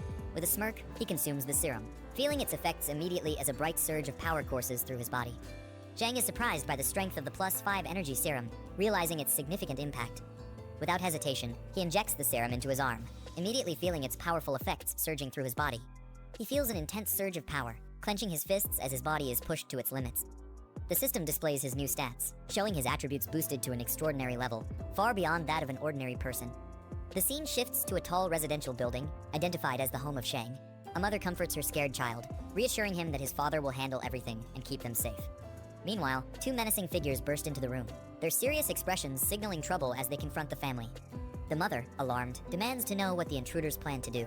One of the men cruelly grabs her, mocking her fear and implying that they're there to cause serious harm. The mother struggles against the intruders, pleading for them to stop as they begin to assault her, terror filling her face. Despite her resistance, the men continue their attack, leaving her defenseless. A woman is forcefully grabbed by two men, her cries for help ringing out as she struggles to break free. Behind, a young boy watches in fear, unable to intervene in the escalating confrontation. A figure steps into the room, towering over the scene as one man is thrown to the ground. A confident man enters the scene, his expression stern as he questions the chaos unfolding before him. His calm but commanding presence immediately shifts the atmosphere, as if he holds control over the situation. The man with a stern expression is approached by an accomplice, who calls him over with a sly grin, seemingly unfazed by the situation. Despite the apparent lightheartedness, there's an underlying tension as they exchange words about how to handle the woman. The man smirks his expression, showing confidence as he dismisses the situation, hinting that this isn't the first time he's dealt with such matters. The man with the ponytail expresses frustration, warning his accomplices about the potential consequences if things go wrong with the woman. He asserts his authority, making it clear that they need to handle the situation carefully if they want to avoid drawing unwanted attention. The man grins with a confident smirk, taunting his targets as if he's toying with them, showing no fear of the situation. Meanwhile, in the shadows, the woman clutches the young boy tightly, both trembling in fear as they brace for whatever danger might come next. Under the eerie glow of the crescent moon, chaos unfolds in the city streets as shadowy figures scramble in panic, surrounded by wrecked vehicles. Zhang calmly grips the steering wheel, his enhanced abilities sharpening his focus and reaction time. With double the physical capacity of an average person, he's fully in control, prepared for whatever lies ahead on the road. Zhang speeds through a crowded highway, effortlessly dodging cars as flames trail behind, leaving chaos in his wake. Moments later, under the ominous night sky, the city is in disarray, with zombies scattered across the road, unsure of what just tore through the streets. He's stepping out of the car as its headlights illuminate the deserted road ahead. With the city just beyond, he realizes it's time to leave the car behind and continue the mission on foot, his gaze sharp and determined under the moonlight. Zhang senses something off, his eyes narrowing as he scans the darkened forest around him. Suddenly, a zombie charges at him, screaming wildly with terrifying speed, catching him off guard. Zhang swiftly dodges the attacker's strike, countering with a precise and forceful movement. His fist connects solidly with the opponent, showing his superior strength and skill in a swift, decisive blow. With explosive speed, Zhang delivers a powerful blow to his opponent, catching them off guard and sending them flying back. The force of the attack leaves the enemy reeling, as the protagonist prepares to strike again, showing no signs of slowing down. Zhang calmly extends his hand, digital energy materializing into a weapon, its sharp edge glowing with power. As the enemies approach, he stands unfazed, gripping the newly formed sword, ready to face them head-on under the ominous night sky.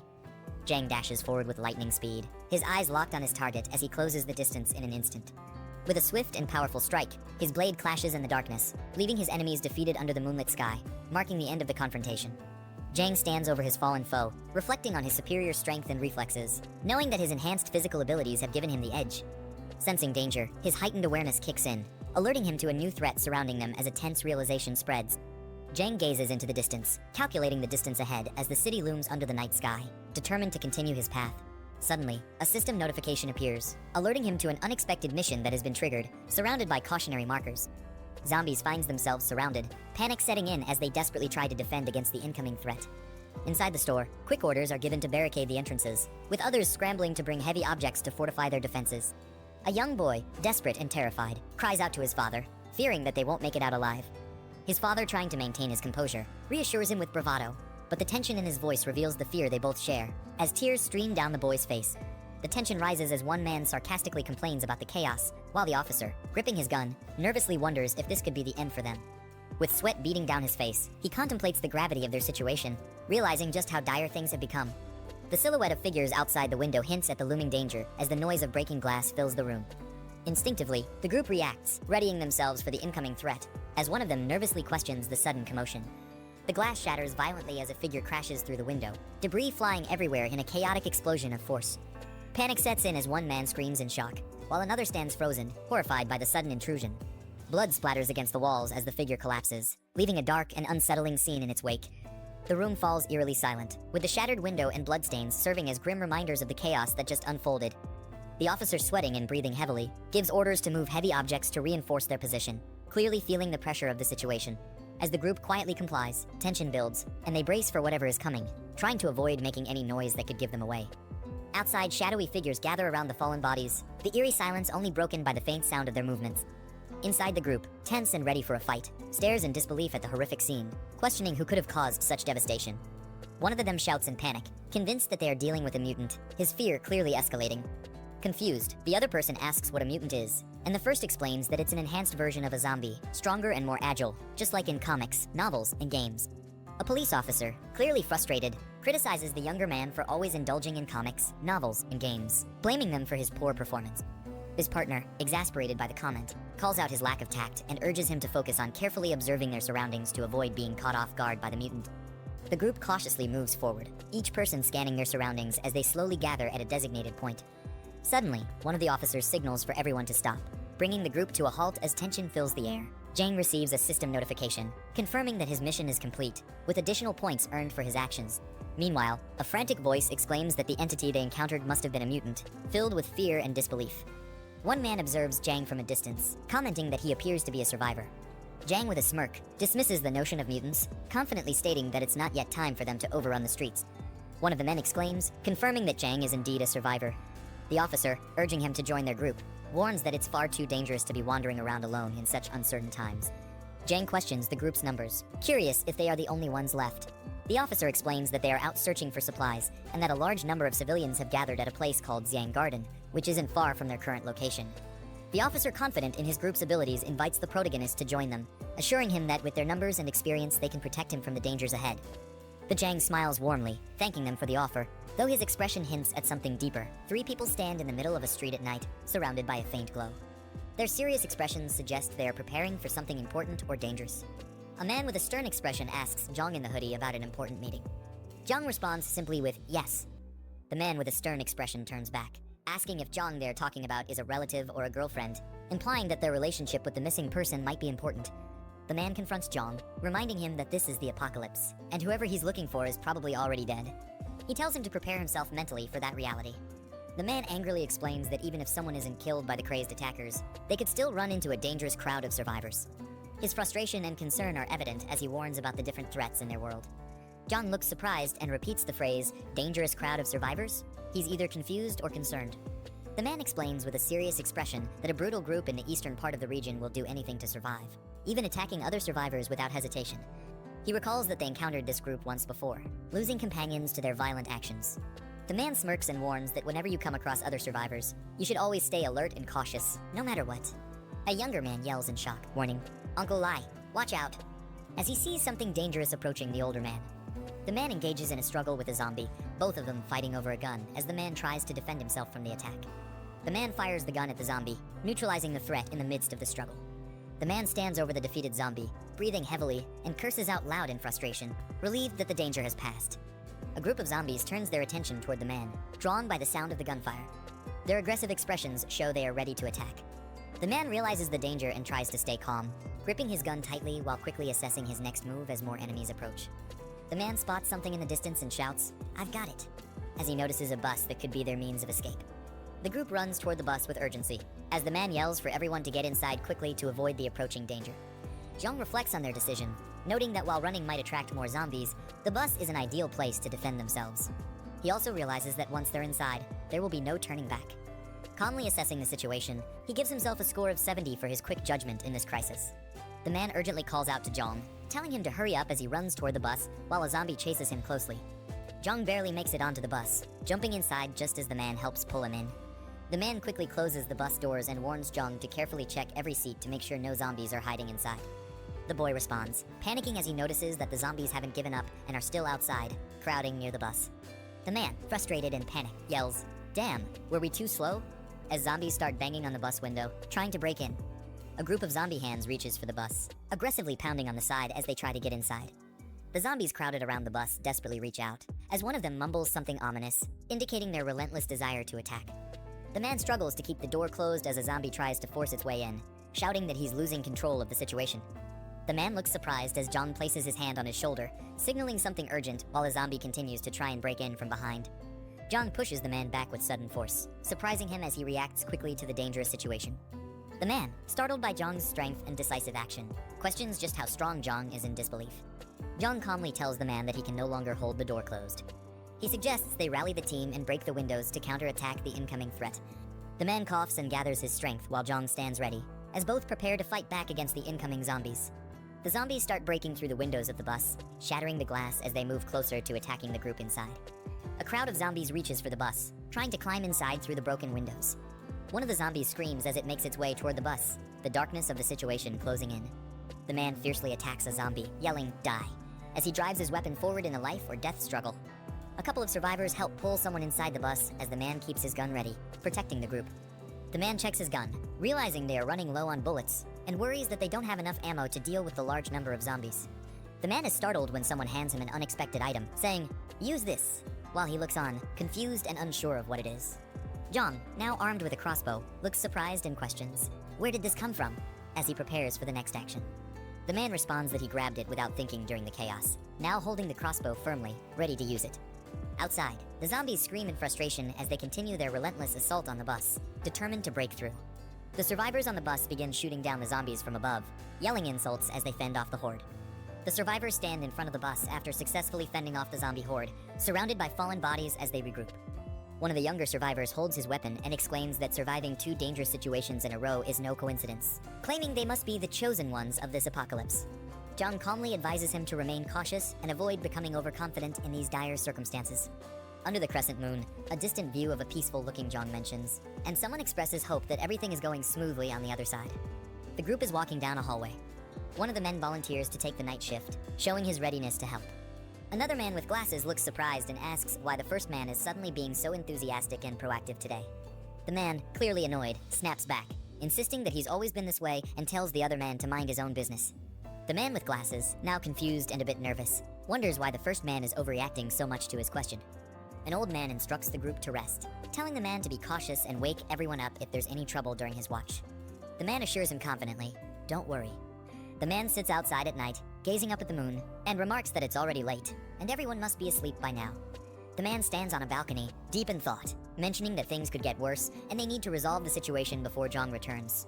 The older man is shown peacefully asleep, unaware of what's happening, with his radio communicator resting on the pillow beside him. The older man continues to sleep soundly, unaware of any disturbances or the situation around him. The man stands in the doorway, watching intently, with a serious and focused expression, possibly checking on the older man or thinking about his next steps. Yaiming sneaks into Grandpa Sheng's room, making his way toward the armor key. However, Grandpa Sheng wakes up and questions what he's doing. As Yaiming punches him, he quickly retreats from the room. Grandpa Sheng shouts, cursing at him and demanding to know what he's trying to accomplish, then orders him to return the key. Shanshan and the others, awakened by the commotion, ask what happened. Grandpa Sheng informs them that Yaiming has stolen the armor keys and that they must hurry to stop him. The others chase after Yaiming, demanding to know what he's doing. In response, Yaiming throws various objects into their path to block their way. Zhang Kai curses, calling him one sneaky bastard, as Yaiming rushes through the infirmary. Yaiming thinks he might as well go all the way now. Entering the medical room, he cautiously approaches his infected friend, only to be shocked when Chen Chong roars. Yaiming wonders why one of Chen Chong's bindings is loose, thinking it's strange, as it had been tightly secured before. He then realizes it's perfect since it saves him the trouble of untying his friend himself. As Zhang Kai and the others arrive near the infirmary, they realize that Yaiming let Chen Chong out of the medical room. They question if he understands that he's endangering everyone by doing this. Grandpa Sheng curses, admitting he had never imagined that Yaiming could be such a sneaky person and that he'd severely misjudged him. Shanshan anxiously asks what they should do next since all their weapons are locked in the armory. Grandpa Sheng replies that, no matter what, they have to work together to restrain Chen Chong and lock him back in the medical room. He instructs everyone to use the techniques the Mick taught them, warning them to be cautious and not to let Chen Chong bite anyone. With careful coordination, Zhang Kai successfully chokes Chen Chong into submission, and the others restrain him. Zhang Kai confirms that they have him under control, and Grandpa Sheng orders them to tie Chen Chong up securely and return him to the medical room. They push him back into the room and lock the door firmly. Relieved but puzzled by how relatively easy it was to subdue Chen Chong, they speculate that perhaps he was the only threat they'd face. Grandpa Sheng mutters, frustrated, about how much time they've wasted. Meanwhile, Yaiming, having already slipped away, emerges from an alley and sarcastically questions who Grandpa Sheng Shang is calling a sneaky bastard. He clarifies that he never found the main stash of weapons, and that there was only one weapon in the armory. But he claims it's more than enough to handle them. He aims the gun at them, ordering them to move to the back room. Jang Kai, shocked, asks why he's doing this, reminding him that the Mick is their savior. Yaiming retorts that a big favor can easily turn into a huge burden, declaring that the Mick saved them once, but now they're practically slaves for life. Grandpa Shang shakes his head, commenting that some people are simply ingrates by nature and never learn. Yaiming barks at them to shut up, but from the window, Chen Chong, holding a key in his hand, watches the exchange and prepares to attack. The scene shifts to the MC, who is being briefed by a policeman. The officer informs him that they're just one more intersection away from the Jinyu mansion. He warns that the area is a maze-like complex, ideal for mutants to hide in, so they'll need to be extremely careful. The Mick nods, listening closely. The policeman adds that once the Mick finds his people, he should head to Rongxiang Garden to meet him. He specifies that the MC's group is located in Building 8, and instructs him to enter through the side gate, not the main entrance. The Mick gives a thumbs up in response, thanking him for the advice. After the Mick departs, someone beside the policeman suggests they should help the MC, pointing out that he saved them earlier. The policeman hesitates, explaining that they have no idea what dangers lie inside the mansion. He emphasizes that if they stumble into a horde of zombies, they'll be doomed. The companion, undeterred, points out that the Mick is likely walking straight into danger himself. The policeman shrugs, saying he did his duty by warning the Mick about the risks, and that it's a shame since the Mick has proven he's quite skilled. Meanwhile, Yang Tao and his ally are strategizing. Noting that the power is out and they have no phone signal, Yang Tao wonders aloud if Zhang managed to complete his task, but ultimately decides it doesn't matter. His lackey grins, saying he's been holding back for far too long and plans to cut loose tonight. Otherwise, he won't be able to sleep. His ally chuckles, agreeing that Zhang is likely dead by now. They agree on their plan to tie up Zhang's wife when they go up, ensuring she won't have a chance to kill herself. They reason that, given the uncertain nature of their lives, they might as well take their opportunities to enjoy what they can while they can. Brother Lot, however, reminds them to be cautious and to make sure the woman survives. Just then, he pauses, noticing something strange. All the zombies downstairs are lying dead. The super henchman opens the door to see what's happening. Meanwhile, he wonders if it's a rescue. Suddenly, he's startled. An extremely fast blade passes through his neck. Before he can react, the man coughs up blood as his head separates from his body. Meanwhile, the men approach Jiang Shen's wife and child. The poor mother orders everyone to leave. Two men smile maliciously. Soon after, one of them says enough and stops, pretending. The woman cries out in despair, "What are you doing? Let him go." Meanwhile, her poor son is pulled away. The wretch slaps her across the face as the boy flies away. The devil on earth states that they are the target. The boy, kneeling, says he will fight with all his might to defend his mother. Suddenly, a man is thrown out the door. The boy reprimands the men and, desperate, yells that they are bad people and asks them to let his mother go, as his father will not forgive them. Suddenly, one of the henchmen, headless, is thrown into the room. The boy screams in fear as he observes the mangled body. The boy continues to be afraid and, staring at a shadow in the doorway, asks, "Who is it?" Then Zhang Ziyong finally appears and asks the boy if Zhang Zion is his father. The frightened boy murmurs. The woman despairs and shrinks back. Suddenly, Ling slaps the woman and, furious, yells at her, asking if she's afraid her son will hear. He threatens her, saying that if she doesn't talk, they will have their fun. One of the henchmen says that since there's no sound, he'll go first. He strokes the woman's head as she cries. Then the bedroom door bursts open. One of the henchmen sneeringly comments that the boy has quite a bit of strength. Suddenly, one of their necks is swiftly cut. Ling turns and, looking towards the door, asks why they haven't gotten rid of the boy yet. Then, against all their expectations, one of his henchmen falls in front of them, headless. Lush Zhang wonders what's going on. Then, in the blink of an eye, Zhang Ziyong crushes the wretch's head. The wretch flies backward until he hits the wall. Luch Chong, as he receives the impact of our protagonist's blow, spits up blood. One of the henchmen asks our hero who he is. Well, our hero delivers the best kick this guy has ever received in his life. Now at the fortress, Ying holds his pistol and threatens to shoot if they don't get out of there. Shangbo orders the others to do as he says and go to the room he mentioned. He states that the wretch has a gun, and therefore, for now, they will do what he says as they need to think of something. Yaiming smiles maliciously and says they think they can plan something, but if he doesn't show some cruelty that day, he will never establish his dominance. The traitor, smiling, says that old Dong will die first. Then he points the gun at the old man. Shan Shan and Zheng Chai cry out desperately. "Grandpa," Ying observes the infirmary door. Meanwhile, he asks what that sound was. Surprised, he asks what's happening and how the infirmary was unlocked. The doorknob keeps turning. He wonders who's there. Suddenly, a zombified Chen Chong appears. They wonder if Chen Chong unlocked the door himself, but they state that it's impossible. Ying observes Chen Chong and, surprised, asks what's happening. Chen Chong, with glowing red eyes, advances towards Ying, drool dripping from his mouth. Ying points the gun at him. Then he says he can't let him live since a zombie used a key to unlock the door. Then he shoots. But to his surprise, the gun misfires. Ying despairs and exclaims that the gun is jammed. Chen Chong advances. Yaiming, terrified, asks how this can be happening. The idiot cries for help as he is chewed on by Chen Chong. Then Chen Chong stands up after tearing Ying apart. Chen Chong carries him away in his own hands. The group wonders what's happening there. Jengi states that Chen Chong was so calm moments before. Everyone stares at Chen Chong in astonishment. Shangbo, seeing the absurd amount of blood, puts his hand over his mouth. Then the zombie approaches the doorknob with the key. Suddenly, he throws the key to the group. The key falls in front of them, and the zombie simply returns to the infirmary as if nothing had happened. Everyone looks at each other, dumbfounded. Jong, in the foreground, wields a gun and opens fire with intense focus as he aims upward. Multiple men scatter and dodge in the background, caught off guard, with one lying dead on the ground. A man, gripping his gun tightly, lets out a loud, intense scream, his eyes wide open as a bullet hits his head, causing him to bleed. Another man hides behind a rock, peering out in surprise. In the background, yet another man is thrown backward, struck by a bullet. A man lunges forward, his face twisted in anger as he shouts, firing his gun with fierce determination. Jong walks through an open area under the night sky as bullets hit the ground nearby. He stares ahead with a smug expression, his piercing blue eyes reflecting calm determination. A man, gripping his gun tightly, beads of sweat on his face, looks around in frustration. Behind him, Jong aims his gun from a distance. Another man crouches behind a table, shielding himself as bullets ricochet off its surface with intense force. He braces himself, gripping his gun tightly, clearly caught in a perilous situation as the gunfire intensifies around him. The man shouts in frustration, sweat dripping down his face, angrily yelling, "What the hell is he doing?" He begs not to be shot. The man shouts angrily as he raises his gun, his face contorted in fury and determination. Behind him, another man sits by a concrete barrier.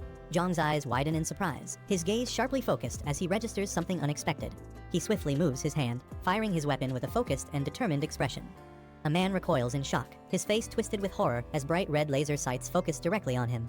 He leans against the table, smirking with a sense of triumph as he grips his gun confidently. In the background, another man lies, blood dripping from his head. A man charges forward, his arm extended as he aims his gun, ready to attack. He stands face to face with Jong, holding a gun pointed directly at Jong's face. Despite the threat, Jong remains calm. The man fires his gun. Jong swiftly dodges the attack as a bullet narrowly misses his face. The man is shocked by his fast movement. Jong lunges forward, disarming him with a fierce, determined look. The man is shocked and alarmed, caught off guard by the sudden, powerful move. Jong brings his face close to his opponent's, staring intensely with unwavering confidence as he holds the gun firmly against him. The man is shocked, sweat dripping down his face. Jong delivers a final shot with his gun. The man's face contorts in pain, his mouth open in a scream, blood dripping from his head. After the intense struggle, Jong stands over his defeated opponent, who lies sprawled on the ground, motionless. With his gun slung over his back, Jong gazes down. He kneels beside the fallen body, searching for anything useful. Later, Jong enters a building, confidently walking into a dimly lit room framed by the open doorway behind him. 4 armed men stand on either side, preparing for an attack. He glances to the side with a piercing gaze, his expression calm yet filled with resolve. His intense blue eyes convey quiet confidence. Jong stands calmly at the center as the armed men charge toward him from all directions, weapons raised in attack. Without wasting any time, he kills all of them. He stands with his back to the fallen bodies scattered around him, his posture calm and commanding as he addresses the group ahead. One of the dead men lies on the floor, blood dripping from his face. Jong smiles calmly as a child excitedly compliments him, clearly impressed by his bravery and skill. Around them, the mother and police officers are shocked by the aftermath of his confrontation. A system window pops up, showing him a new mission with clear objectives. He reads the requirement to rescue 5 survivors, with a reward of 25 points upon completion. Jong stands beside the officer and a child, all staring down at the defeated man on the floor. Surprised, he questions the identity of these fallen individuals. The officer, visibly tense with a drop of sweat on his face, explains about the Emerald Mountain area. Jong listens intently, his gaze sharp and serious as he absorbs the information about the location south of the city. The officer calls out to Liu Keo and Chen Jai, who approach him wearing yellow uniforms with determined expressions. As they arrive, they acknowledge the guard, ready to discuss the situation regarding Emerald Mountain with Jong. One of the men explains to Jong that a sinister group, equipped with resources and weapons, controls the Emerald Mountain area. They mention that nearly all survivors from the southern part of the city have been drawn into this group's influence. Jong stands silently in front of Liu Keo and Chen Jai. Jong closes his eyes, thinking to himself, recalling past memories of a gathering place in the southern part of the city associated with Lai Shoksheng and Qi Jing. He wonders if this current situation is connected to them. The man explains that while Emerald Mountain wasn't initially the only gathering place in the southern region, their possession of weapons has made them dominant. Other smaller groups lack the means to defend against their attacks, making resistance nearly impossible. He describes the brutal tactics of the Emerald Mountain group, stating they kill half the people in each gathering they attack. He adds that they take young women and anyone willing to collaborate with them back to their base, painting a grim picture of their methods. Jong reacts with a fierce expression, his eyes blazing with determination as he resolves to take action against the injustice described. The officer, with a hint of nervousness, looks at Jong and questions him, sensing his intense resolve. Jong, calm yet focused, stares forward with unwavering determination, silently preparing for the next step. 3 defeated men lie on the ground, each with a handgun nearby. Jong addresses Old Lai about collecting their weapons, checking them for additional ammunition, reflecting a strategic approach to gathering resources. Zhang hands over a rifle to Old Lai, offering to leave him with 5 additional bullets as a gesture of trust and support. Surprised by this generosity, Old Lai questions if it's truly intended for him. Zhang speaks with confidence, telling Old Lai that the Emerald Mountain Group won't rest, even with their newly acquired weapons. He instructs the others to hold position for a couple of days while he prepares to confront and eliminate the threat. The man reacts in shock, warning Zhang about the Emerald Mountain Group's overwhelming numbers, which he estimates to be well over a dozen. His face is filled with doubt that Zhang could handle such a formidable force alone. Old Lai urges Zhang to reconsider, suggesting that it's not worth risking his life for them and proposing that they find a safer location instead. He rationalizes that the Emerald Mountain Group is a few kilometers away and unlikely to search the entire city for them. Zhang reassures the others, explaining that his conflict with the Emerald Mountain Group is personal. He adds that in a few days, he will bring a larger vehicle to transport them safely to the eastern part of the city. Old Lai, surprised, questions Zhang about the eastern city. Zhang turns around, explaining that he's established a secure base in the Laocha Leaf District and is currently in need of manpower to help manage it. Old Lai and the others bid farewell to Zhang, urging him and his companions to stay safe. Zhang waves his hand in acknowledgement as he departs with a woman and child, heading into the unknown.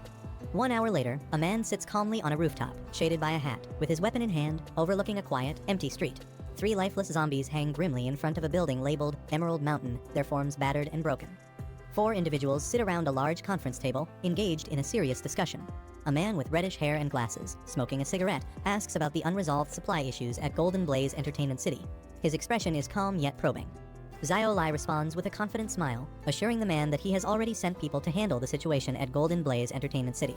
He says they should be returning with results soon.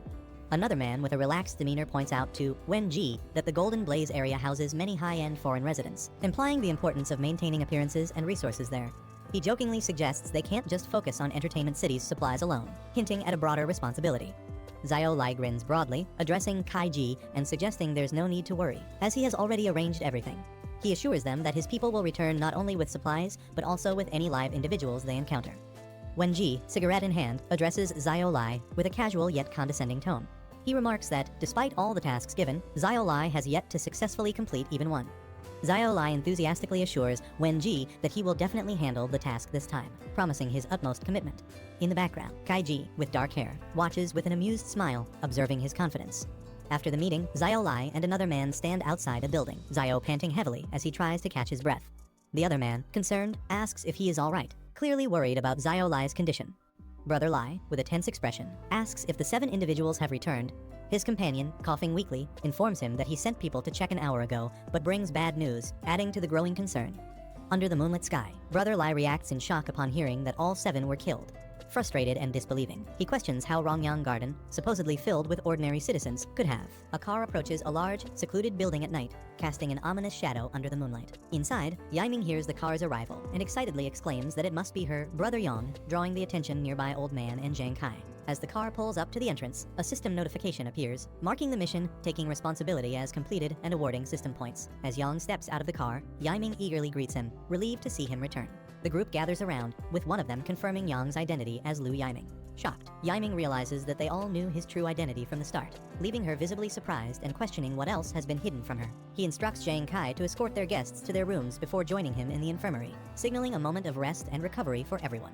In the hallway, one of the group questions Yang's prior knowledge of Lu Yaiming's malicious intent, hinting at deeper suspicions. Yang responds cautiously, admitting that he wasn't entirely certain it was Lu Yaiming. Yang reflects on his suspicion, revealing that he was certain one of Zhang Kai's friends had ulterior motives. This revelation shocks Zhang Kai, who becomes visibly disturbed. As Zhang Kai holds a weapon with a startled expression, the weight of Yang's words begins to sink in, hinting at betrayal within their ranks. Zhang Kai inspects the bullets and realizes, to his shock, that they're rubber. This discovery unsettles him, hinting at deeper manipulation in their mission. Nearby, older man speculates about a kid in the infirmary, identified as Chen Chong. Yang explains that Chen Chong isn't an ordinary zombie. He's a rare mutant, introducing an element of danger and mystery tied to this unique being. Yang carefully tests Chen Chong's awareness by asking him to blink 3 times if he understands. Chen Chong responds as instructed, proving his comprehension. Yang continues the test with a simple math question, and Chen Chong blinks in response, confirming his ability to process commands and indicating a retained level of cognition despite his condition. The nature of rare mutants that emerged after the apocalypse. Unlike typical zombies, these mutants possess heightened intelligence, unique abilities, and sometimes fragments of their past memories. Their transformation, triggered by exposure to otherworldly sources, grants them greater potential, making them far more formidable than regular infected beings. Yang remarks on Chen Chong's unique status, acknowledging that he is an exceptionally rare mutant, even among others of his kind. The group stares in shock as they come upon a gruesome scene. A body lies on the ground, lifeless, with blood pooling around it. Chen Chong, now fully alert, lets out a curious sound as he observes the group with a menacing stare, his body covered in injuries yet standing tall. The group watches him in silence, tense and uncertain about his next move, sensing the potential danger he poses even in his weakened state. Yang, displaying a calm yet cold resolve, instructs the others to end Chen Chong's threat without restraint. As Chen Chong stands, one of the group members desperately holds him back but struggles against his strength, while the others watch, visibly tense and bracing for the worst. One of the group members, filled with hope, calls out to Chen Chong, wondering if he still remembers him as a brother. Chen Chong, visibly agitated, responds only with a low growl, hinting at the internal struggle between his past identity and his current mutated state, leaving his former friend in tense uncertainty. The man hesitates, seemingly lost in thought as he processes Chen Chong's response. Suddenly, with a burst of frustration and desperation, he lunges at Chen Chong, shouting in disbelief. Chen Chong reacts with confusion, caught off guard by his former friend's aggressive approach. Frustrated, the man exclaims that Chen Chong, even in his zombie state, seems to remember his old habits of not keeping his hands to himself. Upon receiving a notification, Yang realizes he's unlocked a hidden achievement for acquiring a mutant companion, an unexpected bonus that rewards him with extra system points. Lying back with a satisfied grin, he muses on his newfound points and decides to explore the shop for potential upgrades. As he browses, he's pleasantly surprised to see the inventory includes various supply boxes, each with unique attributes and costs. His eyes widen in astonishment when he spots a level 2 supply box, a rarity he's never encountered before. This discovery excites him, knowing that such a high-tier item could provide him with substantial resources or gear, likely giving him a considerable edge in his journey ahead. Enthusiastic about this fortuitous upgrade, he contemplates his next steps, eager to maximize the potential of his newly acquired achievement and resources. Yang examines the high-priced level 2 supply box, realizing that at 50 points, it's a significant investment, one he isn't quite ready to make yet. Deciding to be cautious with his resources, he opts to redeem the more affordable level 1 boxes first to conserve space and points. He selects the Lifesaver and Armed Deterrent supply boxes, each costing only 5 points. As he successfully redeems them, his remaining points decrease, but he feels reassured by his wise choice. The items materialize, their glow filling the room, hinting at the potential advantages they'll provide. Satisfied with his decision, Yang prepares to inspect his new gear, knowing that every resource counts as he advances in his unpredictable journey. Yang opens the Lifesaver and Armed Deterrent supply boxes, eagerly examining their contents. The Lifesaver box provides an interdimensional infection blocker, capable of preventing otherworldly infections, but unable to reverse completed mutations, a potentially life-saving tool in their world. The Armed Deterrent box rewards him with a powerful Barrett M82 sniper rifle and 10.50 BMG bullets, leaving him awestruck by the firepower packed in a level 1 box. Amazed by these resources, he wonders what the higher-tier boxes could offer, jokingly imagining himself wielding a tank. As he contemplates the infection blocker's potential, especially for those on the brink of turning into zombies, his determination strengthens. Motivated to open the coveted level 2 box, he checks his ongoing mission to recruit survivors from Rongxian Garden, a task that promises 25 points upon completion. With renewed focus, Yang resolves to finish the mission the next day, excited by the thought of unlocking even greater rewards that could significantly boost his chances of survival in the harsh world he inhabits. In the quiet of the night, a helicopter flies over the high walls of a secure facility. As morning breaks, a group of individuals gathers in the open courtyard of a heavily fortified building under the clear blue sky. Yang addresses the group with a strict directive, emphasizing that everyone must dedicate at least an hour each day to shooting practice. This commitment to skill building is evident as they line up with determination, each member focused on honing their aim. Their collective shots strike various targets, creating bursts of impact, symbolizing their unity and resolve to survive and protect each other in the challenging days ahead. Yang instructs Sheng to coordinate with Zhang Kai to prepare additional rooms, anticipating the arrival of more survivors from Rongxian Garden, whom he plans to bring back later. Uncle Sheng assures Yang of their readiness, expressing confidence in managing the base. Turning to Chen Chong, Yang commands him to follow, signaling that he has a crucial role in the upcoming mission, as Chen Chong emits a low growl, indicating his compliance yet retaining his primal, mutated nature. As Yang and Chen Chong make their way down an empty highway, their vehicle attracts a flock of cawing crows, adding an eerie atmosphere to their journey. They soon stop and step out, only to encounter an individual sprawled on the ground, seemingly thrown or fallen with a loud thud. Yang and Chen Chong stand over him, observing the situation. Inside the bus, a zombie growls at Yang with a menacing posture, its hands reaching out aggressively. Yang remains unfazed, his gaze steady as he assesses the situation. Meanwhile, Chen Chong takes action outside the bus, tossing other threats to the ground with ease, displaying his own formidable strength. A group eagerly waits outside a large building, one member impatiently questioning the delay. Suddenly, someone spots the approaching vehicle, and excitement ripples through the group as they shout for Boss Lai to get ready. Boss Lai, visibly frustrated, clutches a cigarette and angrily asserts his disbelief that Rongxian Garden cannot be taken down, especially with the large number of men at his disposal. With a powerful command, "Let's go!" Boss Lai's vehicle speeds forward, launching over a ramp as his team holds on, ready for the imminent assault. The zombie surrounds a fallen girl on the street, as a more zombies stands nearby, observing. One of the zombies suddenly turns its head sharply, its eyes wide and filled with an inhuman hunger. Its gaping mouth twitches, emitting a low growl, drawing the attention of the others as their bodies jerk unnaturally. Without warning, the zombies are violently flung into the air, crashing against the truck. The force scatters them, their lifeless bodies colliding with the vehicle, leaving behind deep dents and broken glass. The chaos spills onto the highway as a speeding bus swerves desperately to avoid the carnage. A towering apartment building. Inside one of the apartments, the group sits in a circle, their expressions weary yet alert. They exchange hurried whispers while eating, trying to plan their next steps as sunlight streams through the windows. The young man suddenly perks up, his face lighting up with excitement as he hears the sound of a vehicle outside. He exclaims that it must be someone coming to rescue them, while the others exchange skeptical, wary glances. The officer holding a rifle gestures for everyone to stay silent. He insists on checking the situation himself before anyone makes a move, his calm but firm demeanor keeping the group from acting recklessly. He peers cautiously out of the window, sweat dripping down his face as he scans the quiet street below. Outside, a group of armed men gather near a pickup truck, checking their weapons. They point toward the tall apartment building, identifying it as their next target, their intentions clear from their sharp movements and loaded guns. Brother Lai, commanding presence, shouts orders to his group, urging them to move quickly. The soldiers respond immediately, gripping their weapons tightly as they prepare for an assault. Back inside, the officer realizes the intruders aren't friendly. His face hardens as he declares their true identity, a gang of ruthless looters from a nearby settlement. His warning silences the room as fear spreads among the survivors. One man smirks confidently, pointing out that they now have firearms to fight back against the invaders. The officer steps forward, formulating a quick strategy to deal with the approaching threat.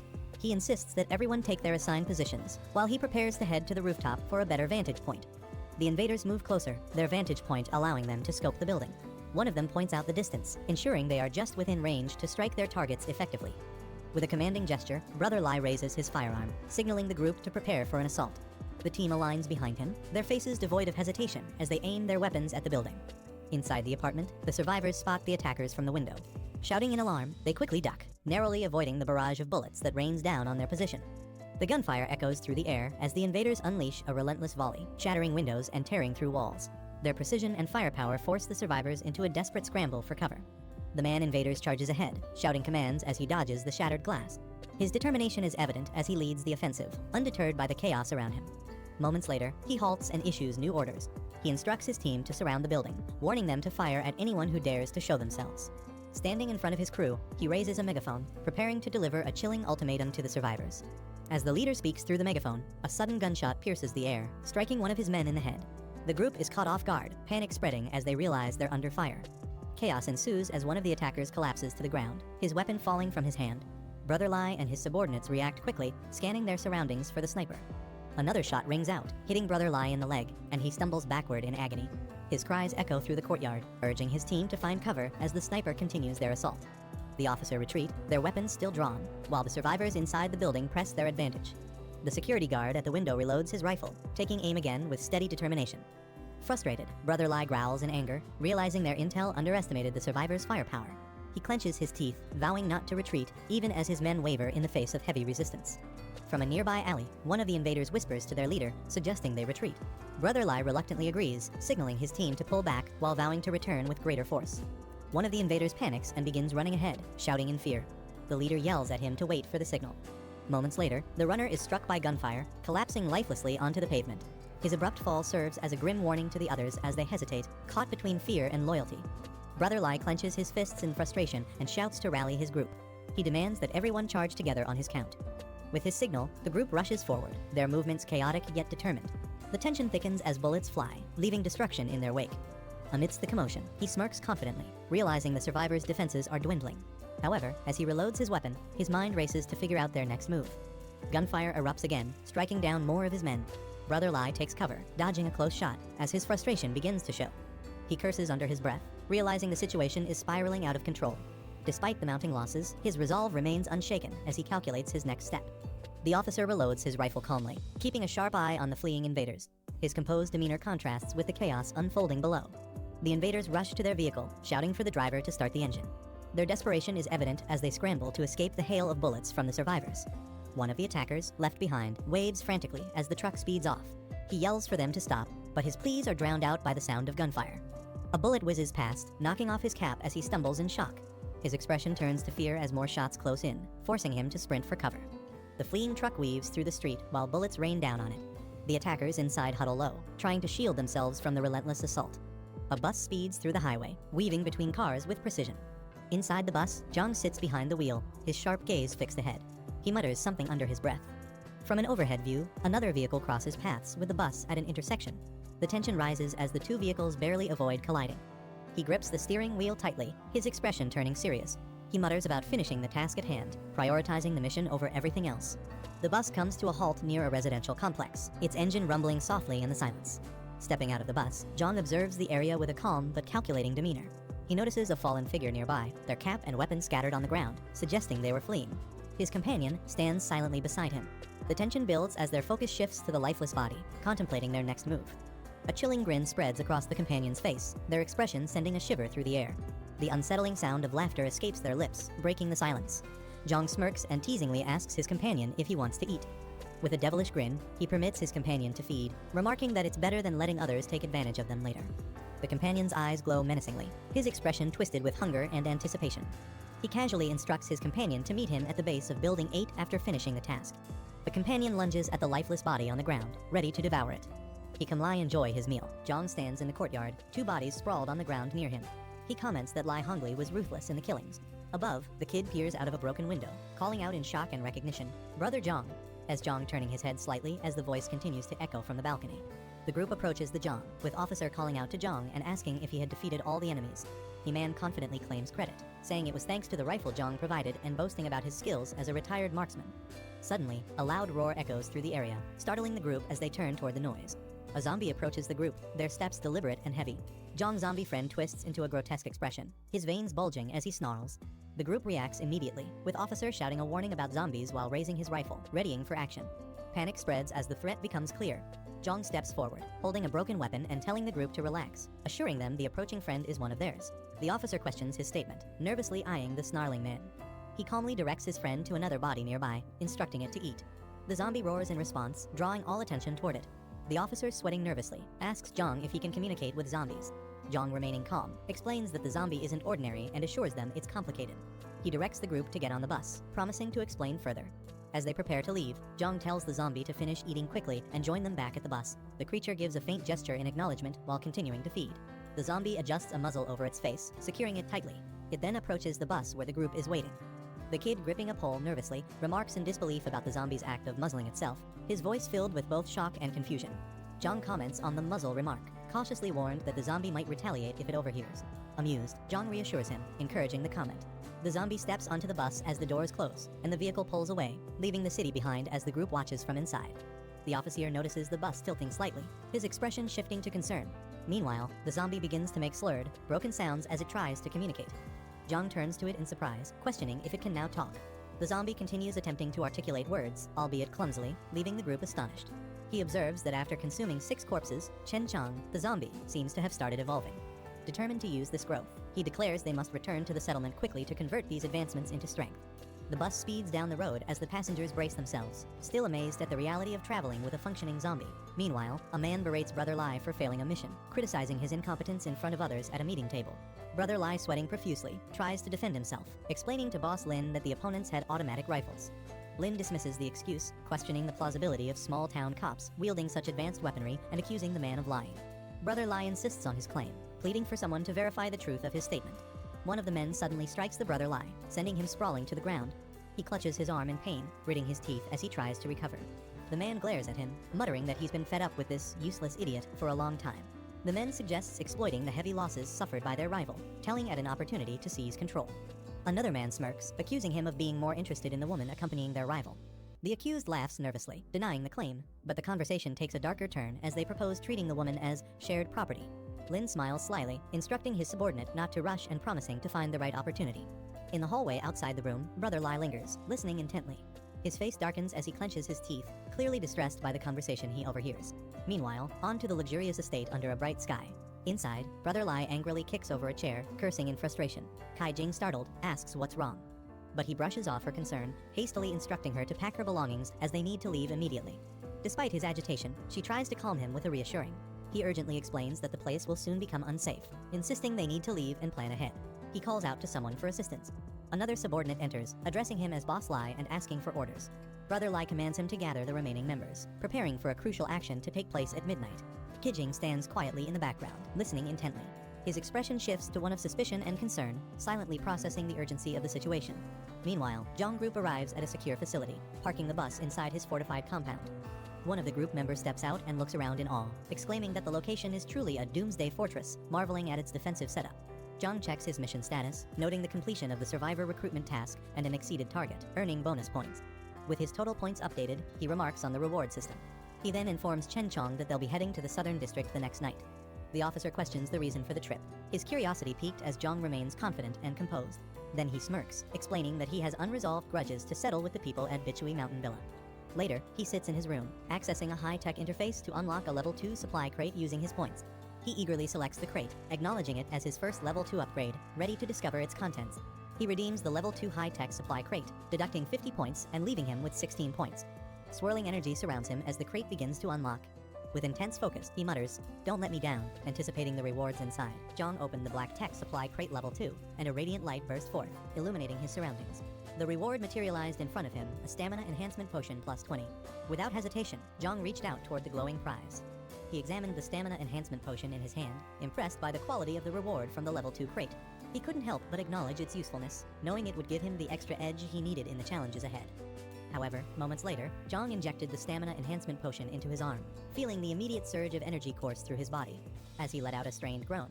After injecting the stamina enhancement potion, Zhang felt a surge of power course through his body. Glancing at his hands, he realized his stamina had reached an impressive 33 points over 6 times the average person's full body capacity. A faint smile appeared on his face as he marveled at the sensation of his newfound strength. As Zhang adjusted to his enhanced stamina, a faint buzzing sound caught his attention.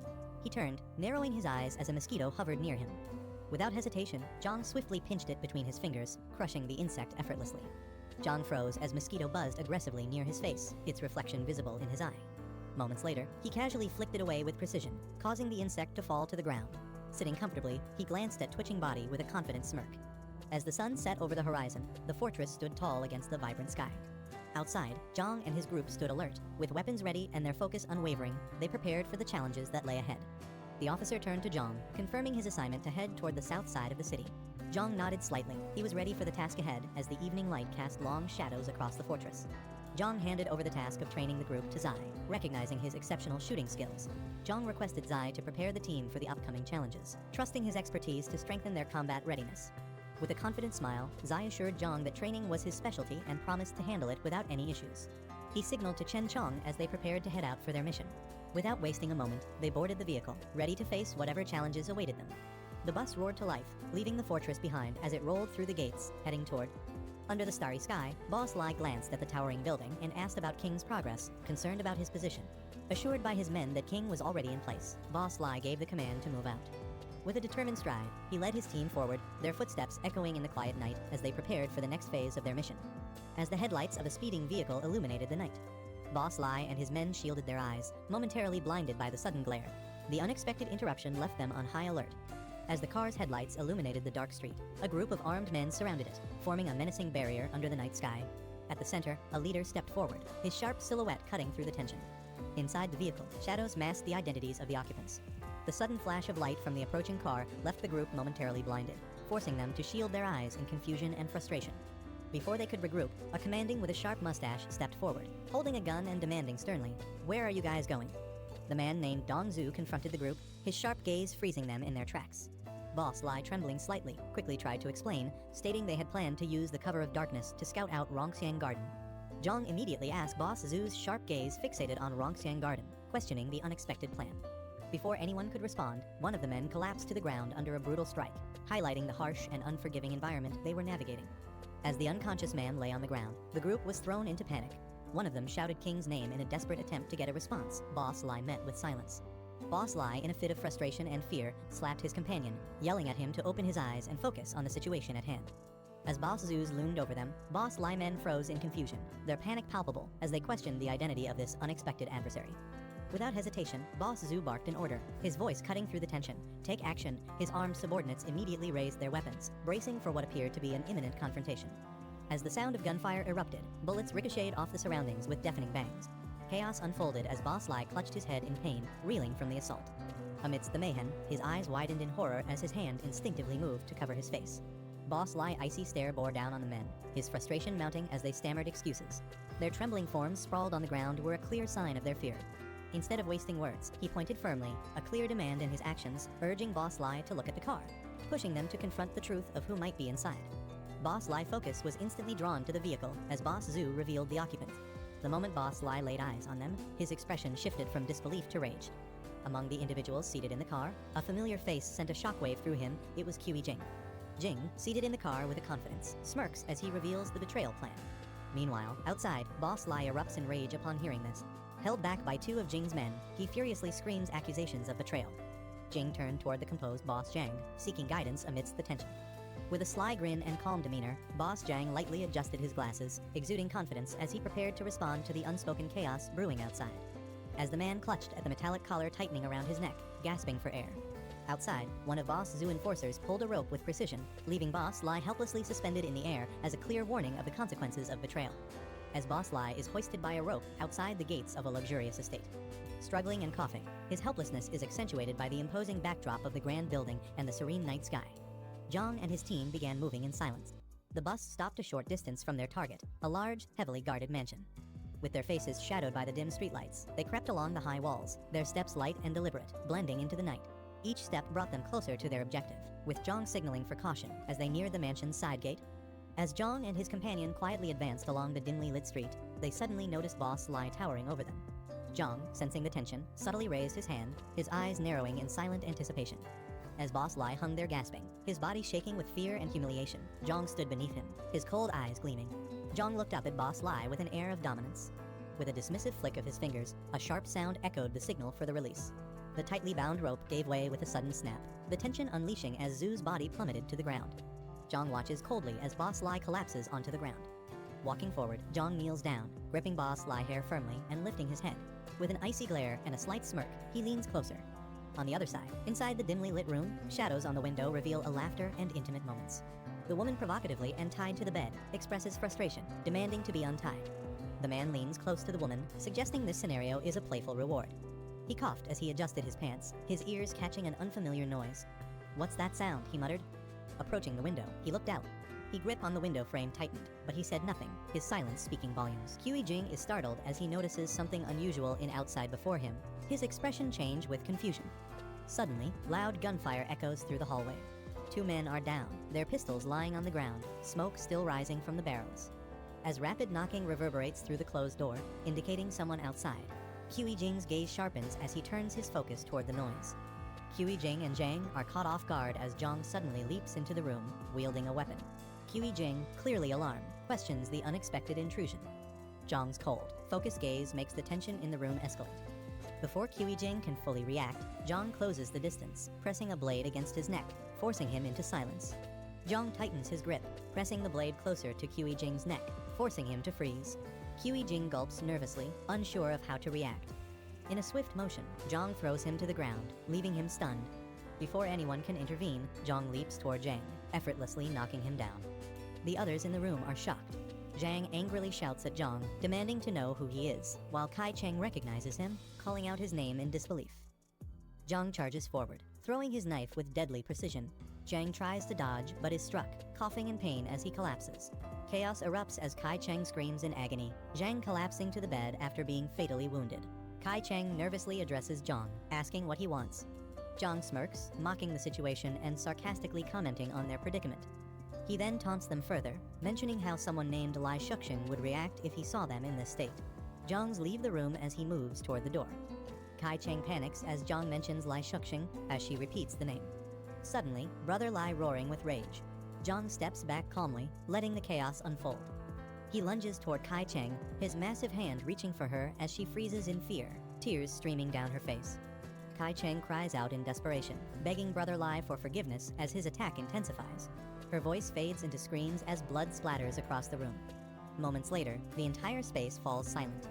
Zhang, unfazed, silently observes as he closes the door behind him. Zhang coldly orders Chen Cheng to consume the corpses, pointing at the lifeless bodies around them. Chen Cheng hesitates, responding reluctantly that he could manage one at most. Zhang glances back and questioning as he evaluates the hesitation. Zhang adjusts his earpiece, listening intently as he observes the situation around him. The scene shifts to various survivors taking shelter in darkened corners, their faces filled with exhaustion and fear. Some sit silently behind barricaded doors, while others linger near staircases, staying alert for any signs of danger. The chef stands silently, gripping a knife. A man nearby gleefully picks out a child, calling her soft and tender, while the terrified girl cries out in fear. The chef, however, dismisses the choice, coldly stating the child is too skinny, his detached demeanor sending chills through the room as the tension rises. The chef coldly assesses the crowd and selects a child, pointing them out as the next victim. "This one's fat," he remarks, ignoring the desperate cries of the child's family. The child clings to their mother, but the chef pulls them away with a firm grip. When the mother tries to intervene, the chef strikes her down without hesitation, sending her crashing to the ground as her child screams for her. The mother collapses to the ground, pleading desperately for her son's life. Tears stream down her face as she begs for mercy, her voice trembling with fear. The crowd watches in silence, some averting their eyes, unable to help. The chef and his accomplice stand coldly, unmoved by her cries. A loud noise startles the group as someone yells, "Who's there?" One of the men exclaims in alarm, questioning who could still have such a weapon. The chef nervously replies that only the boss possesses one. Meanwhile, the mother clutches her son tightly, relief washing over her as she checks if he's unharmed. The room grows tense as the group aims their weapons at the door, unsure of what's coming. One of the men is ordered to check the situation. Hesitant and clearly nervous, he protests, but the command to move quickly shuts him down. With his gun in hand, he cautiously approaches the door, sweat dripping. As the man approaches the door, Chen Chong bursts through, grabbing him by the neck with inhuman strength. He lets out a startled cry before being thrown violently across the room. The others immediately recognize the threat, shouting, "It's a zombie," and opening fire in a panic. Gunfire erupts as the group shoots at the door, trying to fend off the threat. Shouts of "over there" and "careful" echo through the room. Suddenly, Chen Chong bursts through the barricade with a deafening roar, shattering the door and lunging forward with terrifying speed. The group struggles to react as the relentless attack begins. He lunges at the chef, who panics and tries to defend himself with his knife. Before he can react, Chen Chong grabs his face with a grip, silencing his screams. The force of the attack sends the chef flying across the room, shocking everyone as they scramble to avoid the chaos. The zombie rushes forward with incredible speed, knocking over everything in its path. Screams echo as people cry for help, their panic filling the night. Inside, the survivors watch in confusion as Chen Chong stands amidst the chaos.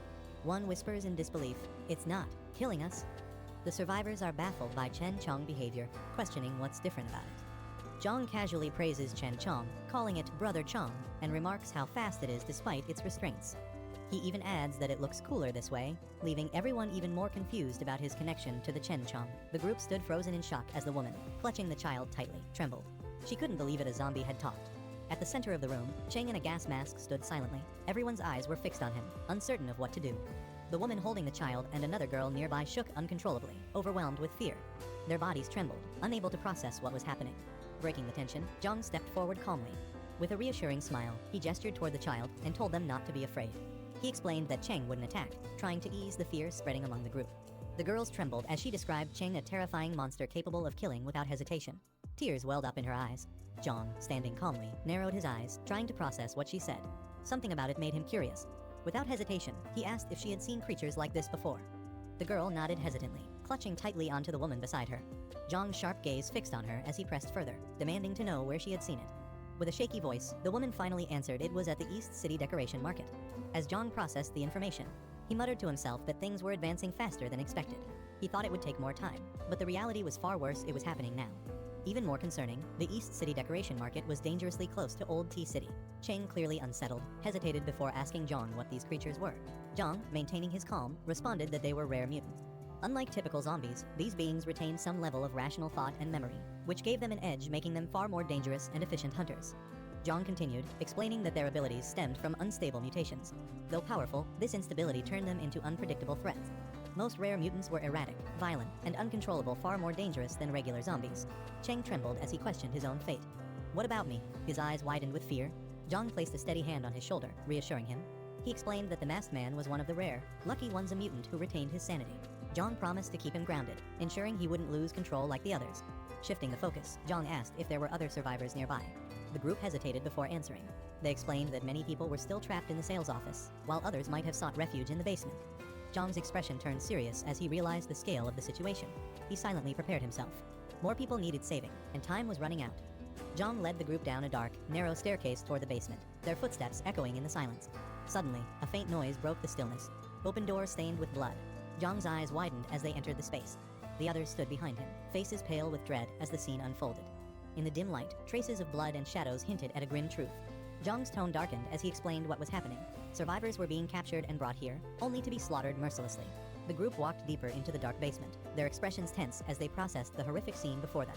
Zhang's voice broke the silence as he questioned if this was why there were no survivor camps left in the southern city. The realization weighed heavily on everyone. One of the survivors spoke up in disbelief, questioning why so many people were being killed. Surely the monsters couldn't consume all of it. Another added that the bodies were regularly moved elsewhere, and no one knew how many of them truly existed. Zhang stood near the bodies, piecing together the grim puzzle. His voice turned cold and sharp as he acknowledged the numbers: far too many victims for consumption. A chilling thought crossed his mind. He speculated out loud. Could it be that they're feeding the zombies? Zhang turned to the group, asking for details about the sales office they had mentioned earlier. One of the survivors explained that it was located near the south gate, just about a kilometer away. Captured people were first taken there and locked up. Those deemed unfit or eliminated were then brought here to be slaughtered. Zhang's expression tightened as he listened, his sharp eyes reflecting his rising concern. Suddenly, a faint sound caught his attention. He turned, muttering to himself, his focus sharpening as though sensing something unusual. Out of nowhere, a system window appeared in front of Zhang. The group watched silently as the text revealed itself. Mission activated. Read Utopia objective. Expand the community. Requirements. Increase the community score as much as possible. Current score, 2 reward points, 20 current points. 36. Zhang and the others approached the sales office, its ominous exterior casting a heavy shadow. Inside, 2 guards patrolled the area, casually chatting about earlier gunshots they had heard near the north gate. One of them sighed, remarking with a grim tone that live people were being used for target practice. Suddenly, a loud noise shattered the calm. Cheng landed on the ground with force, surrounded by armed guards. Before they could react further, chaos erupted. Screams filled the air as terrified shouts rang out, "Zombies!" The guards panicked, their voices rising in fear and confusion. Inside one of the dim rooms of the sales office, a group of women sat huddled together, their faces weary and hopeless. Suddenly, loud noises from outside startled them. One of the women stood up in alarm, demanding to know what was happening. Another woman yelled to keep the door shut. She didn't care what chaos was unfolding outside. Her only plea was to stop anyone from coming in. The door handle turned slowly, the sound sending waves of panic through the room. One of the women, her face drenched in sweat, screamed desperately, begging whoever was outside not to come in. Fear had pushed her to her breaking point. The door opened, and standing in the doorway was Zhang. His calm, composed figure contrasted sharply with the chaos inside. Stepping forward, Zhang addressed the group firmly, telling them to come out. The women, though hesitant, sensed something different about him. Slowly, they gathered themselves, following his command. With Zhang leading the way, the women joined the survivors, now part of a growing group. They walked together through the blood-stained halls, leaving behind the horrors of the room. The woman stepped forward. She asked Zhang if he was truly willing to provide them with a safe place. Zhang's answer was firm and unwavering yes. But his gaze sharpened as he added one condition: everyone has to work. Survival would require effort, and no one would be exempt. Hearing this, the group's spirits lifted. The survivors eagerly agreed, with one declaring that they were all able-bodied and ready to contribute. Their confidence grew as they realized they had been given a chance and opportunity to start anew. Zhang didn't waste any time. Turning toward the exit, he raised his hand, signaling the group to follow. With a determined voice, he urged them forward. Zhang and the group drove through the night in a bus. Finally, they arrived at Fortress under the starlit sky. The survivors hesitated, taking in the sight of the towering walls and watchtowers. Inside the fortress, both spotted the bus. One of them exclaimed excitedly, recognizing it as Brother Zhang's vehicle. The other stopped him, cautious, noting that the bus hadn't entered directly. Zhang stepped out of the bus, turning back to the group. Calmly, he told them that this fortress was their safe haven, but entry wouldn't come easily. The survivors stood before Zhang, voicing their fears about where they could possibly live in such a dangerous world. Zhang calmly explained that temporary cabins and iron fences had been set up outside the fortress. While not as safe as inside, the conditions there were far better than most settlements they had seen. Zhang continued, pointing toward the surrounding area. There were unfinished buildings and open spaces in Old Tea Town. With time, they could renovate and create a proper community, a place where conditions could steadily improve. Hearing his words, the group was overwhelmed with gratitude. Some fell to their knees, calling Zhang their savior and praising his generosity. The scene shifted as morning arrived. Outside, vehicles began to move. A large truck rolled in. Inside, a woman with purple hair sat, frustrated as no one responded to her calls. She muttered to herself, irritated, wondering what Jiang Qingwen was up to. Something felt off. Leaning forward, she observed her surroundings carefully and grew more uneasy. Determined, she stepped out of the truck with a companion, pushing open the heavy door. Light poured in as they entered the building. The girl gaze reflects his awareness. Are ugly 3 zombies standing in the shadowy light. Their bodies twitch unnaturally, emitting low growls. One of the zombies suddenly charges forward with a deafening roar. Its face and sharp teeth gleam under the faint light as it lunges. A tall, confident woman clad in bold attire steps in. With effortless strength and a chilling calmness, she delivers a devastating blow, sending the zombie crashing back. He hit him onto the face. The other two zombies halt briefly, their growls fading in hesitation. Nina stands in front of a mansion, surrounded by fallen enemies. A man steps out from the house, reporting that no one has been left alive. Staying focused, Nina asks about the supplies, to which the man confirms that everything is intact. Without wasting time, she commands him to bring the truck and load the supplies, asserting her leadership in the situation. Nina oversees the loading of supplies as a large truck arrives, with her subordinates working quickly to pack everything. She stands with a confident and watchful demeanor, ensuring everything proceeds smoothly. Suddenly, she notices something unusual and reacts sharply. She bends down to examine tire tracks on the ground, prompting her subordinate to ask if she's found anything. She examines the tire tracks closely, remarking on the audacity of whoever left them. Determined, she vows to find out who could pull off such an act.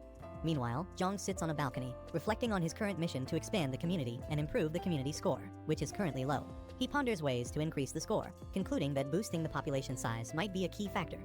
Jong reflects on the abundance of land available to him, crediting a past encounter with a snobbish guy for securing the area. As he continues pondering his mission, a thought crosses his mind about a rare mutant. Jong arrives at his fortress, a safe haven for the community, where he's greeted by grateful residents who call him Savior. As he walks through the gates, a young woman rushes to him in gratitude, followed by other residents expressing their thanks. Jong humbly dismisses their praises, emphasizing that no thanks are needed. He questions one of the residents about the super monster she previously mentioned. She explains that her group encountered the creature at He Regressed Market in Decor City while scavenging for supplies.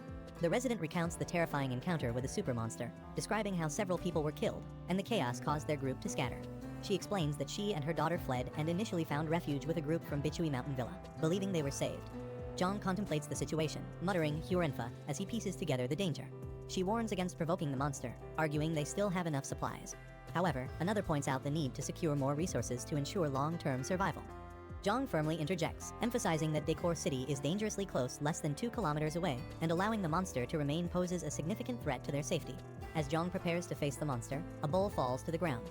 A resident urgently warns him against going, pleading that the creature kills without hesitation. Jong, calm and determined, reassures her with a confident smile, stating that they know what they're doing. He then instructs Jang Kai to contact Brother Chong, decisively declaring that they're going to confront the monster directly. A group of survivors arrives at a large supermarket, led by a confident woman who points out the location. She reassures the group of the potential supplies, but one of the men warns against being overly optimistic, suggesting the place might already be cleared out. She counters his pessimism, reminding him of their past successes in finding resources at similar locations. The group confidently enters the supermarket, one of them boasting about their ability to move freely in the apocalypse, unlike most others. Inside, the atmosphere grows tense as they navigate the dark and eerily quiet interior. The leader observes the shelves, noting that while some items have been scavenged, the place hasn't been completely picked clean. One of the group members picks up a pot, noticing a bloody handprint on the wall. Another member cautiously calls out, asking if anyone is there, but the eerie silence amplifies the unease. The group's leader, clutching the pot tightly, instructs everyone to stay alert. The group's fears come true as zombies emerge from the shadows, snarling and charging toward them. Chaos erupts as the leader shouts for everyone to engage carefully. A violent battle ensues, with loud crashes, splatters, and thuds echoing through the supermarket. Once the zombies are defeated, the group stands victorious over their fallen foes, one of them casually remarking that the fight was surprisingly easy. The group observes that while there are zombies, the main horde seems to have been drawn away by previous scavengers, making their situation easier. One member optimistically declares it their lucky day. However, the leader keeps them focused, urging everyone to stay alert and venture deeper into the supermarket.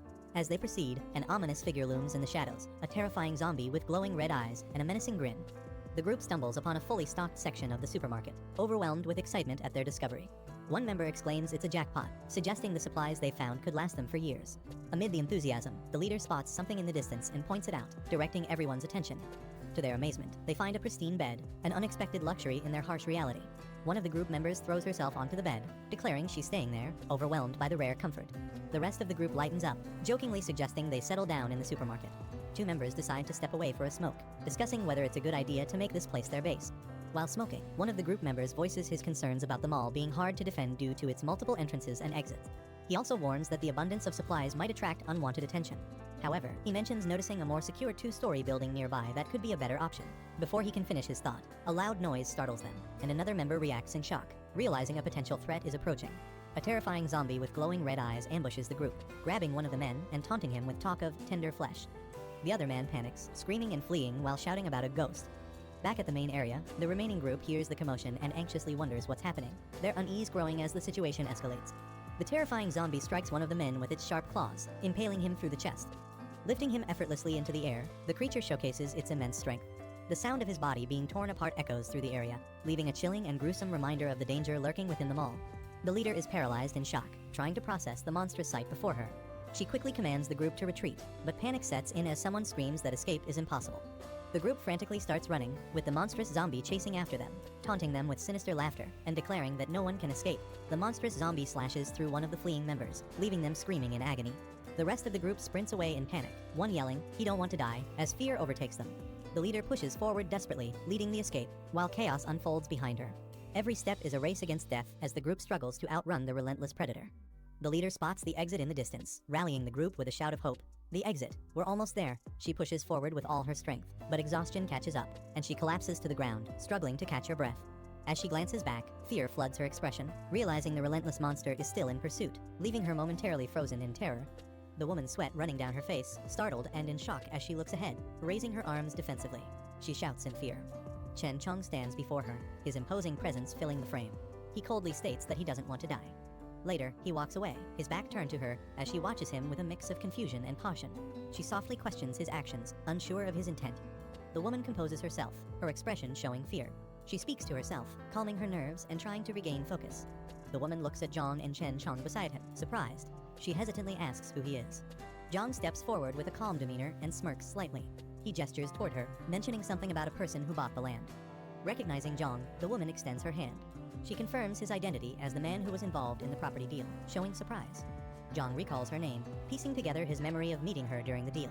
As his thoughts align, the woman panics, holding her head as she screams about a monster inside the mall and urges everyone to run. Zhang reassures her with a calm voice, stating the monster has already been dealt with. She looks up, visibly shaken, her face showing confusion. Zhang stands close. Suddenly, her eyes widen in shock as she catches sight of something terrifying.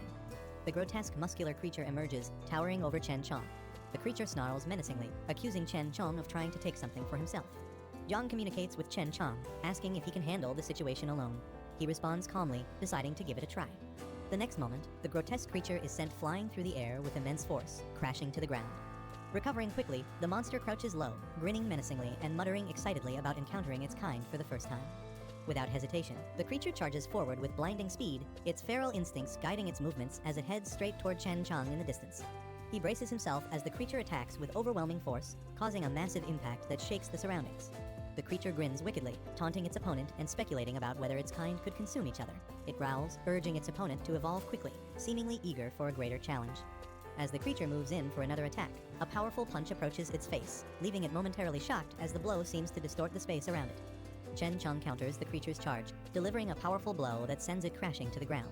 The impact is explosive, leaving the creature momentarily stunned. The creature snarls in frustration, acknowledging Chen Chong's strength, but clearly enraged. Its glowing red eyes show its burning desire for vengeance. As the creature tries to recover, he takes the upper hand, delivering a devastating kick from above, striking with precision and overwhelming force. The resulting explosion of energy and debris shakes the surroundings, emphasizing the sheer power of the man's attack as the creature struggles to respond. Chen Chong remains silent, his sharp gaze fixed on the situation. His eyes reflect his readiness to act. Suddenly, the creature leaps high into the air, preparing to launch a powerful attack. He quickly notices and reacts with focus. The creature smirks mid-air, tauntingly boasting about how it had been storing energy during its earlier hunts and is now ready to unleash its full power. His eyes widen as he braces himself. The monstrous creature looms over Chen Chong, its red eyes glowing menacingly as it lets out a bone-chilling laugh. Suddenly, a barrage of blue energy attacks erupts, lighting up the area with intense flashes of power. Observing the fight, Zhang's companion expresses shock at how powerful the creature is, urging Zhang to intervene. Zhang calmly replies, noting that leaving the creature unchecked for too long might make it even harder to defeat. With a confident smirk, Zhang materializes a glowing rifle out of thin air, stunning everyone around him. The woman nearby exclaims in disbelief, questioning how he conjured a weapon out of nowhere. Fixing his gaze on the battlefield, Zhang commands the man in the gas mask to hold the creature down for just 1 second, promising to finish it off.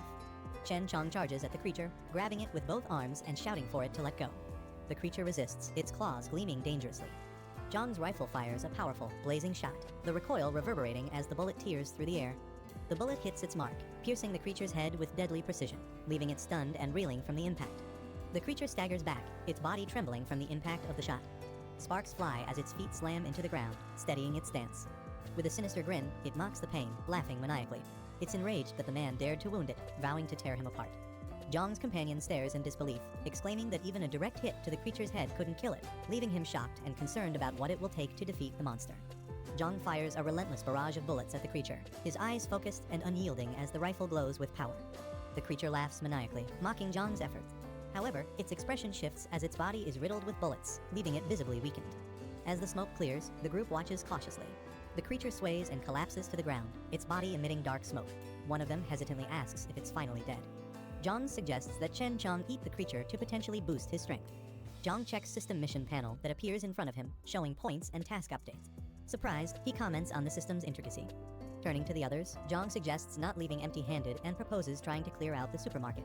The woman looks puzzled, questioning what he means by clearing out. Zhang raises his hand, creating a magical swirl of energy that gathers items into the air. The others watch in amazement, with one of them exclaiming in awe at the seemingly magical display. Holding a small glowing ring, Zhang smirks and comments that leaving the corpses around is pointless since they may become more dangerous over time. A car speeding along a quiet road surrounded by trees. As it slows down, the passenger requests the driver to stop nearby. Inside the car, a man with binoculars peers into the distance while Nina beside him. She calmly asks for a status update. Through the binoculars, Zhang's companion is seen standing on a balcony, gazing out, seemingly unaware of being watched. Through the binoculars, the man observes a bustling market area with numerous people and tents. He notes the activity and the state of the buildings. The man comments smugly about the number of people and how the only advantage after the weapon drop is the incomplete repair of the nearby buildings. Nina asks how certain groups, like Zhang Qingwen and Lin Guangkai, were able to disrupt their plans. The man explains that it was obvious they caused chaos by smuggling and letting zombies in, creating instability. The two laugh, with Nina mocking how the situation played in their favor, calling it a blessing. The man grins and remarks sarcastically that even he feels a little guilty for how things turned out. The man in the car discusses their next move, suggesting that they head back first to regroup and gather more weapons and people before returning. The car speeds off with a screech, leaving a cloud of dust behind as it races down the road, heading toward their base. On the Zhang car, inside the car, the woman enthusiastically asks if what the man said about the base is true. He responds confidently, assuring her that the base not only has beds, but also hot water for showers. Zhang's attention sharpens as he hears an alert from someone in the car. His expression turns serious. The woman warns everyone to stay alert, mentioning that there are people ahead, and urges them to prepare their weapons. The man in the backseat calmly readies his rifle. Two cars speed along the road, one overtaking the other at high speed. Zhang's gaze shifts to the side, his expression calm yet focused, hinting at a plan forming in his mind. Nina, sitting in another car, stares back with a sharp and determined look, her piercing eyes conveying confidence. If you came this far, please like the video, comment, and subscribe to the channel.